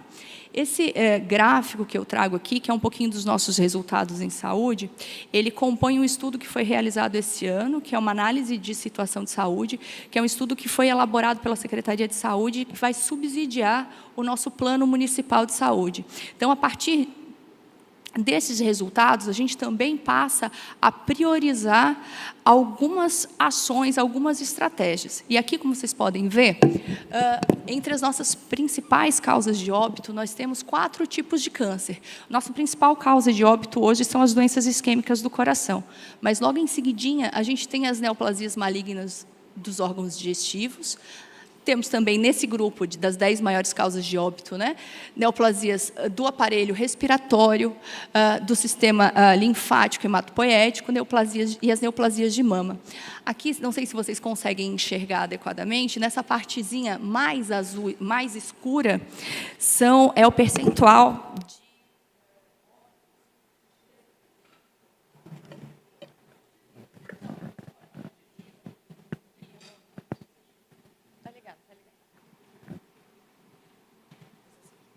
Opa, deu. Acho que deu. Eu prefiro falar. Olhar e me movimentar. Vou quebrar o protocolo. Então, quando a gente olha aqui, a gente está falando a proporção de óbitos precoces. São pacientes em idade mais jovem, né? Quando a gente olha lá, os cânceres, eles são importantes quando a gente olha para as pessoas nessa perda de anos potenciais de vida, né? A gente tem uma expectativa de vida aqui em Florianópolis que está em torno de 78 anos. 81 para mulheres, 75 para homens. E essas pessoas aqui, elas morreram, esse percentual mais escurinho aqui, morreu antes dos 70. Então, são óbitos precoces. Quando a gente detalha isso entre mulheres e homens, o que a gente vê? Que os cânceres digestivos são os que mais matam, e são os que mais matam pessoas jovens. E, logo em seguida, os cânceres de mama e os genitais femininos, que é onde a gente tem ações de rastreio, articulação de tratamento e tudo mais, e a gente tem uma PS forte fazendo isso. Quando a gente está olhando para os homens, de novo, os cânceres digestivos despontam como o principal câncer que leva a óbitos precoces e óbitos no município de Florianópolis, seguido dos respiratórios e genitais. Quando a gente olha ali, no mais escurinho ali, a gente está vendo qual percentual desses óbitos aconteceram antes dos 70 anos. E por que a gente está trazendo esses dados aqui? Porque a gente começa a perceber que, quando a gente vai trazer para o planejamento em saúde, a gente vai ter que olhar para isso e tentar se articular em rede, no que nos cabe, para promover ações de rastreamento, de diagnóstico, ampliar a oferta de serviço, pensar isso. No que a gente precisa contratualizar mais, o que a gente pode implantar dentro do nosso serviço, qual tipo de especialidade a gente precisa reforçar.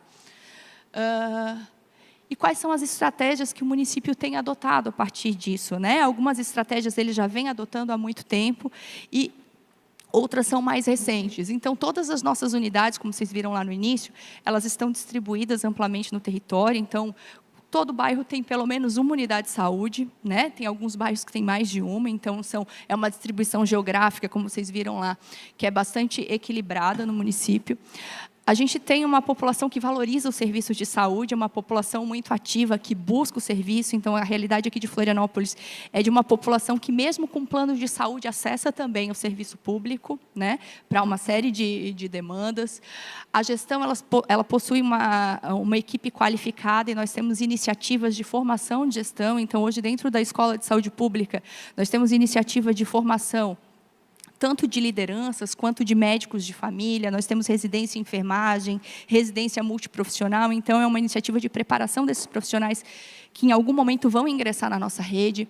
Nós temos uma outra iniciativa muito exitosa e pioneira no Brasil, que é o PAC Brasil Adulto, que foi institucionalizado em Florianópolis em 2015 e virou referência também para o Brasil inteiro e acabou sendo adotado por outros municípios. E essa é uma ferramenta de manejo clínico que orienta a tomada de decisão lá na PS. Então, é um protocolo mesmo de como aquele profissional que está na PS deve agir frente a um caso que ele está conduzindo.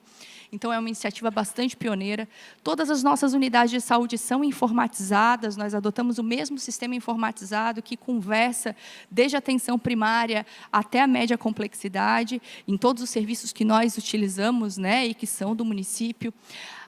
Temos ofertas de capacitação, incentivos à educação, e nos últimos anos nós tivemos unidades novas inauguradas que também conseguiram contribuir e fortalecer todas essas ações anteriores, né? Tivemos uma policlínica da mulher e da criança inaugurada em 2023, então, organizando esse acesso à linha de cuidado da saúde da mulher e da criança, e ali hoje já com a navegação do cuidado para câncer de mama, para câncer de colo de útero, a gente já tem um acompanhamento com as nossas enfermeiras lá que conseguem também fazer essa orientação e essa condução das pacientes.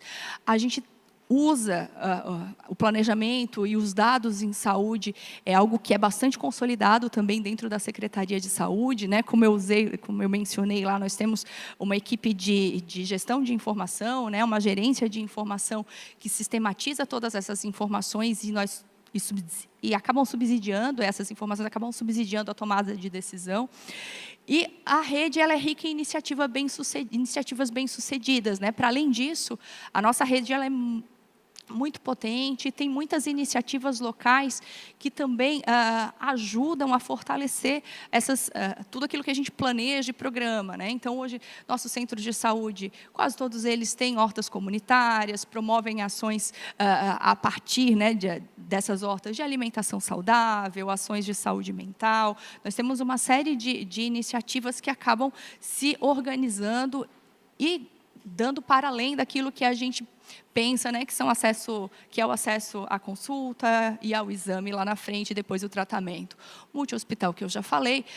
O Alô Saúde Floripa, ele é uma outra estratégia que nós temos também, que é um serviço de atendimento pré-clínico, que é voltado muito também para urgência e emergência, mas que também orienta o acesso aos serviços, quais são os serviços disponíveis, onde buscar o atendimento, para que buscar o atendimento.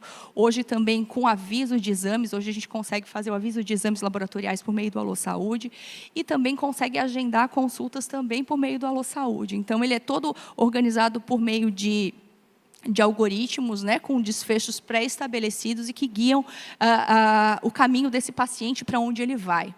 O Monitora Saúde da Floripa é uma outra iniciativa que também tem a ver com o uso de dados e informações para planejamento. Então, hoje nós temos uma série de painéis que monitoram fila, monitoram a oferta de serviços, monitoram também indicadores de APS, indicadores que nós acompanhamos para ajustar os nossos processos e nosso fluxo. A estomatologia, aqui também eu trouxe o protocolo de estomatologia, o nosso protocolo de projetos, os protocolos de enfermagem, enfim, todas essas iniciativas que a gente tem adotado e buscado de maneira assim, bastante articulada, coordenar esses serviços para que a gente consiga entregar uma saúde de qualidade, não só para o câncer, né, mas de maneira geral. E aí, dentro da diretoria de atenção especializada, e com ferramentas de gestão de fila e de monitoramento dessas filas, a gente também tem orientado os nossos credenciamentos, as nossas contratualizações a partir desses indicadores. Então, quando a gente olha lá para o indicador que diz que a gente tem uma maior mortalidade para cânceres de mama, do sistema digestivo, é quando a gente vai olhar que, bom, a gente então precisa priorizar e ampliar essas contratualizações. A gente tem também trabalhado e promovido muito dessas ações de maneira coordenada de ampliação de acesso e priorizando a ampliação de acesso a partir desses indicadores. Mas nós ainda temos muitos desafios, né? Acho que eu não podia deixar de falar do desafio do financiamento, que embora a gente tenha essa iniciativa do Ministério da Saúde de estruturação de cuidados integrados por meio da OCI, que é uma iniciativa muito interessante, que a gente já vem se organizando para implementar isso dentro do município, já vem pilotando, inclusive, ainda em alguns exames esse financiamento ele não supre. A gente está numa capital e que em alguns serviços nós não temos também a oferta completa. Por exemplo, ressonância magnética é um serviço escasso, nós temos poucos prestadores e nem sempre esses prestadores querem contratualizar com o SUS nos termos que o SUS oferece, né, disponibiliza. A gente teve um aumento populacional bastante expressivo nos últimos 10 anos em Florianópolis. Florianópolis cresceu mais de 27% nos últimos 10 anos. E não foi por aumento da taxa de natalidade, não, foi por migração. E isso, Santa Catarina também, Santa Catarina cresceu 21%, mas nós estamos entre as capitais que mais cresceram nos últimos 10 anos. E muito dessas pessoas que migraram para Florianópolis são pessoas que dependem do SUS. Então, isso aumentou muito a nossa pressão de porta. E a gente acaba tendo que aumentar, e a gente não conseguiu crescer o tamanho, o volume dos nossos serviços, especialmente na média, na mesma proporção que as pessoas vieram para cá. Então, isso ainda é um desafio que a gente precisa superar. A gente tem um desafio que também é a manutenção dos prestadores privados.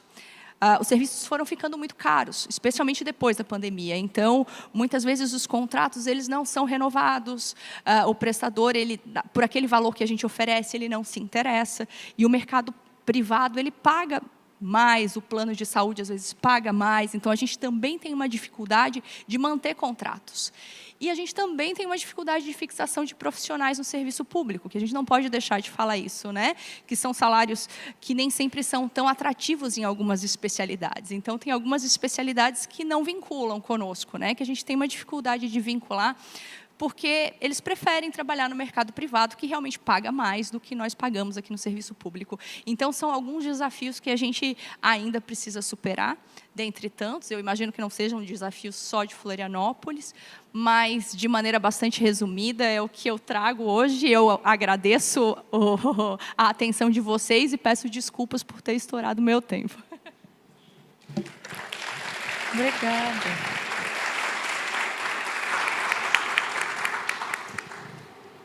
Imagina, Priscila, está tudo certo. Senta aqui com a gente um pouquinho. Acho que só para a gente conseguir fechar, né? Acho que a gente está estourando um pouquinho o tempo, mas eu vou passar para fazer uma rápida consideração, então, daqui, porque acho que as falas foram muito complementares, a gente passou por vários assuntos comuns, né, aqui em todas as falas, então, só para a gente deixar realmente para um poder comentar um pouquinho, que seja aqui, né, da fala um do outro, que a gente possa fazer essa rodada aqui de comentários gerais. Pode ser assim? Rodrigo, acho que eu vou começar por você, então, que você começou aqui a nossa mesa, e como também foi muito, passou por várias partes aqui, né, das informações que você trouxe, né, algo que, eles vão já ligar o microfone para você falar, mas algo que você comentou que me chamou muito a atenção, né, das OCIs que estão em maior produção aqui, é exatamente do câncer gástrico, que agora a Priscila também comenta sobre isso, né, da questão da mortalidade. Então, o que me chama muito a atenção é a importância dessa regionalização também, né, da gente olhar para as soluções que precisam ser adaptadas para cada local, né. A gente também viu muito isso aqui na fala da Thalita, né, de olhar, ela conheceu a rede e foi entendendo quais eram as necessidades da rede e adaptando essas soluções para cá, né. Então, por favor, suas considerações aqui um pouquinho sobre a mesa, sobre esse tópico, né, e aí a gente sabe. Bom, primeiro, parabéns pelas falas, tanto da nossa querida Thalita, da SES, Priscila, da SMS e da Ana Carolina, da Sociedade Brasileira de Patologia. Realmente são falas complementares ao tema. E aí, conforme você me propôs, e aí levantou a pedra, a gente tem que aproveitar de sinalizar exatamente, na percepção principalmente que a Priscila trouxe, de aproveitar exatamente esse gancho dado pela essa política pública implementada no ano passado, né, o componente ambulatorial do programa e a organização dos cuidados integrados, no sentido, inicialmente, de tentar reverter um pouquinho essa distorção do financiamento trazido historicamente na média complexidade, né? A gente tem historicamente uma tabela que fatalmente a gente não consegue ter uma boa relação com o terceiro setor, e a gente, na verdade, fez um esforço para tentar minimizar esse cenário. Rodrigo, mas ainda os valores não são compatíveis com o mercado. Concordo. No caso das OCIs, você pode até ter essa abordagem que ainda não são. Mas se você considerar que você ainda tem um teto MAC que precisa dar conta da mesma pauta e você vem com um valor extra-teto somando, atenua esse déficit da média complexidade e ajuda no contexto do gestor, entendeu, Priscila? Então, assim, conforme eu recortei e mostrei, eu recomendo fortemente, não só, eu acho que é uma pauta que já está dada, né, Thalita? A gente já conversou sobre isso, eu acredito fortemente, como você falou isso, a tendência é tracionar cada vez mais e a gente reverter. Isso é uma pauta que não tem volta. Acredito eu que as siglas foram sendo criadas no Sul, no SUS, e essa, com toda certeza, é uma sigla que vai ficar, porque ela tem que ficar, porque organiza o cuidado, né? Ela traz realmente um processo de trabalho, do ponto de vista de regulação, que organiza o cuidado, tanto no início do agendamento, até o entrar desse paciente na atenção primária de saúde, para ele percorrer de maneira adequada e voltar com um diagnóstico no tempo oportuno.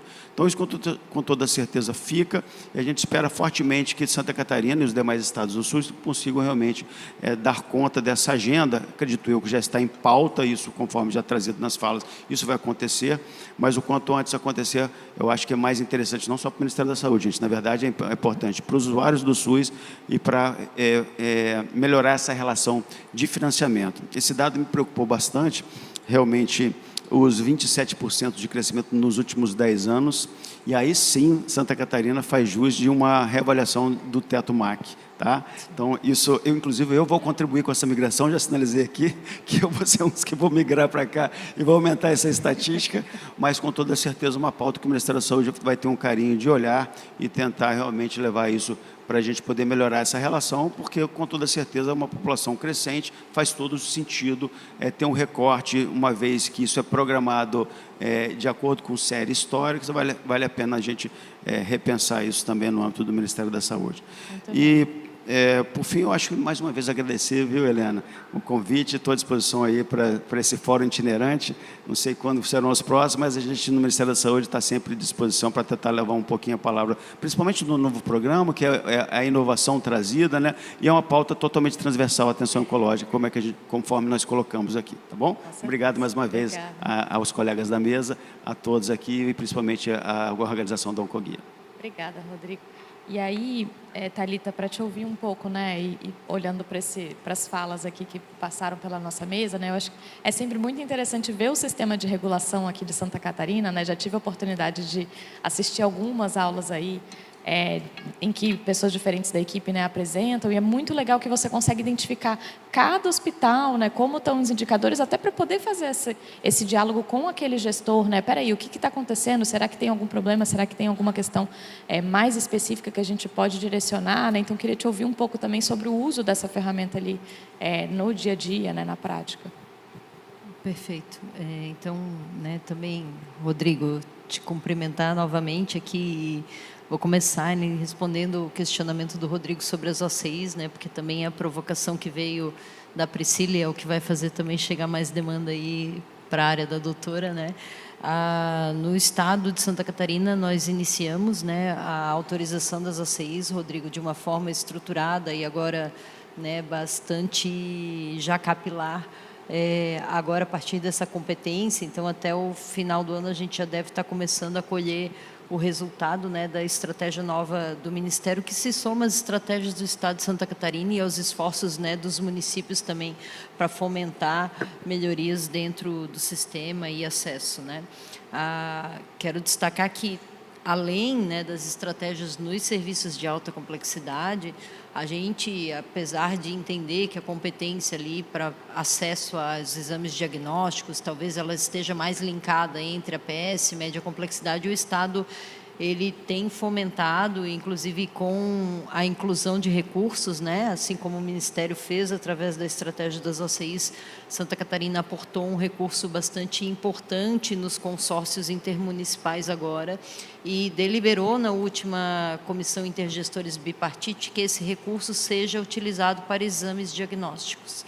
Então, a gente tem, sim, né, o entendimento da dificuldade dos municípios, que a Priscila traz aqui na fala, e o Estado fez um aporte importante e fomenta que isso seja utilizado através dos exames, né, Rodrigo? E a gente, aqui em Santa Catarina, também vai iniciar agora em outubro a estratégia das carretas, né? A gente já tinha isso na nossa programação e a gente vai estar iniciando a partir do dia 3 de outubro com os exames de mamografia e ultrassonografia, né, que vão apoiar aí a oferta em cada uma das 17 regiões de Santa Catarina. Então, tem todo um cronograma já estruturado para essas carretas estarem passando e auxiliar os municípios, né, nessa oferta diagnóstica. Então, acho que juntando todas essas forças, né, a gente vai conseguindo avançar um pouco mais, entendendo que essa rede tem que andar toda conjuntamente, né? Não adianta a gente estar com a atenção terciária, né, indo bem, caminhando bem, tendo melhores resultados e a atenção primária ou a parte da média complexidade do acesso aos exames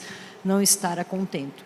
Em relação ao acompanhamento dos hospitais, que foi a tua pergunta especificamente, nós temos, sim, né, o painel disponível publicamente. Aqui em Santa Catarina há uma articulação bem próxima com os órgãos de controle, com o Ministério Público, e a gente consegue, a partir disso, criar um diálogo, né, bem objetivo com as nossas unidades e também direcionar recursos, né, quais são as áreas que a gente precisa, que a gente está com mais atrasos, identificar nessas unidades com dificuldade qual é a grande questão. Os nossos termos, por exemplo, de oncologia, eles são revisados com muita frequência, né? A gente tem câmaras técnicas bem fortes aqui fazendo essa discussão, fomentando, precisamos de mais exames, né? Temos que incluir outros recursos de tratamento. Então, acho que todos esses instrumentos, assim, eles nos ajudam, né, a potencializar e oferecer um cuidado cada vez mais qualificado.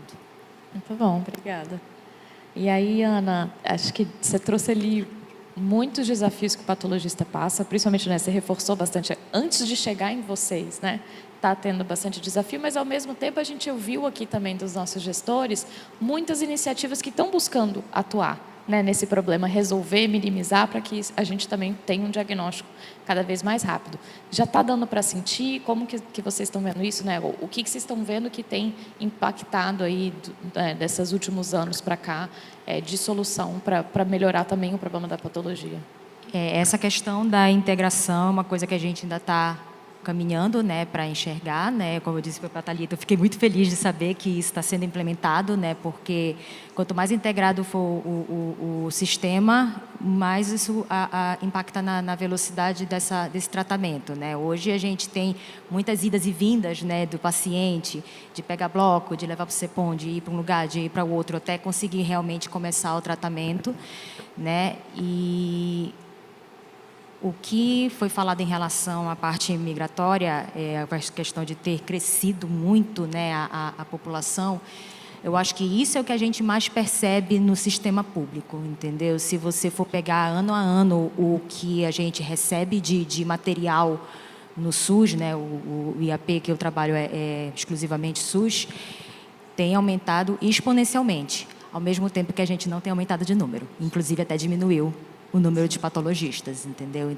Por aposentadoria e outras, a gente não está sendo reposto com a mesma velocidade com que o número de casos está chegando, por N motivos, pandemia, perda de plano de saúde, migração, entendeu? Então, mas independente disso, a integração, a diminuição da burocratização de todo esse sistema, com certeza vai impactar nisso, como a Thalita falou, vai aumentar a demanda para a gente, isso aí é evidente, mas aumentando a demanda de uma forma adequada e de uma forma de qualidade, é o que a gente precisa. É o que a gente precisa. O número de patologistas, a gente vai lutando com a patologia digital, né, vai melhorando em relação a isso, mas eu acho que o futuro é promissor. Bom, trabalhar mais, né, não vai ser problema, né? Ter mais tem um trabalho limite, ali, né? Porque nós somos poucos, o quanto né? puder ainda, a gente vai conseguir fazer mais diagnóstico. Sim, o trabalho sempre aumenta. Perfeito. E aí, Priscila, para fechar com você aqui, de novo, né, a gente teve vários comentários também, a gente, na parte da manhã, né, também teve uma representante aqui olhando um pouquinho ali dessa visão do COSEMS, né, essa articulação entre as redes diferentes. Florianópolis, querendo ou não, é um dos lugares que vai receber pacientes, não só daqui, né, como você mencionou, a população tem crescido, mas de outras regiões do estado, né, e sempre é um desafio acomodar tudo isso numa rede de saúde que tem seus limites, né? Então, deixa eu ouvir um pouco também sobre essa conversa toda. Isso, e aí quando a gente olha também para os números, números, né? Quando a gente olhou para os números hoje de manhã, eu me assustei com o volume de internações, e quando a gente olha para o mapa da Thalita que ela traz, a concentração de serviços, os serviços, boa parte dos serviços que historicamente atendem os pacientes, eles estão aqui no município, né? E além disso, o município de Florianópolis, em alguma medida, também atende os municípios vizinhos por meio de PPI, que é uma forma de absorver demanda, né? Repassar recurso de um município para o outro, para que a gente oferte consultas, exames. Então, a gente também tem, em alguma medida, esse papel de apoio aos municípios da região. Mas, de fato, é um grande desafio a gente conseguir coordenar todos esses tempos, né, e essas filas todas fragmentadas que nós temos hoje, e garantir que esse paciente consiga chegar lá nos 30 dias. Porque depende de muita coisa dar certo, né? O pedido tem que estar preenchido adequadamente, o dado clínico tem que estar certo, para que o médico regulador olhe para aquilo e tenha certeza de que aquele caso é grave, ele precisa classificar adequadamente. Então, a gente precisa ter uma articulação dentro da nossa rede com o Estado, com os demais municípios, para que a gente consiga, de fato, fazer com que esse paciente tenha um diagnóstico precoce, tenha, de fato, o tratamento oportuno e consiga ter um desfecho favorável. Então, são inúmeros os desafios, e quando eu falo das OCIs, provocando em certa medida, Rodrigo, mas eu realmente aposto que isso seja um caminho para que a gente consiga organizar esse acesso. A gente tem uma série de desafios, e aí eu poderia listar vários, eu falo bastante, mas a gente tem contratos que a gente precisa modificar para pensar em como que a gente vai compor esse pagamento para o prestador. A gente tem serviços que a gente precisa reorganizar, tem que absorver, RH tem que mudar a lógica de funcionamento. A gente tem que pensar em o que eu vou fazer com aqueles pacientes que estão nas filas fragmentadas, para que eles não sejam prejudicados, porque eu criei uma lógica nova. Então, a gente tem uma série de desafios que a gente precisa estar junto realmente para a gente estruturar de maneira adequada para que todo mundo se beneficie. Então, às vezes, a gente demora um pouquinho mais e a gente está acompanhando junto com o Estado, mas é porque a gente está tendo todas essas preocupações também, né? De começar de uma maneira organizada para que a gente não prejudique quem já está na fila hoje. E a gente está junto, é parceiro, e a gente está pensando, e a gente já tem, inclusive, mapeados os serviços que a gente já vai começar, já tem serviço sendo pilotado. Então, eu acho que é um caminho sem volta, de fato, e eu vejo uma potencialidade muito grande em entregar o que promete, que é acesso rápido e efetividade no diagnóstico, no tratamento daquele paciente que precisa. Opa, muito bom. Gente, acho que fechamos aqui nossa mesa. Uma salva de palmas, por favor, para os nossos palestrantes.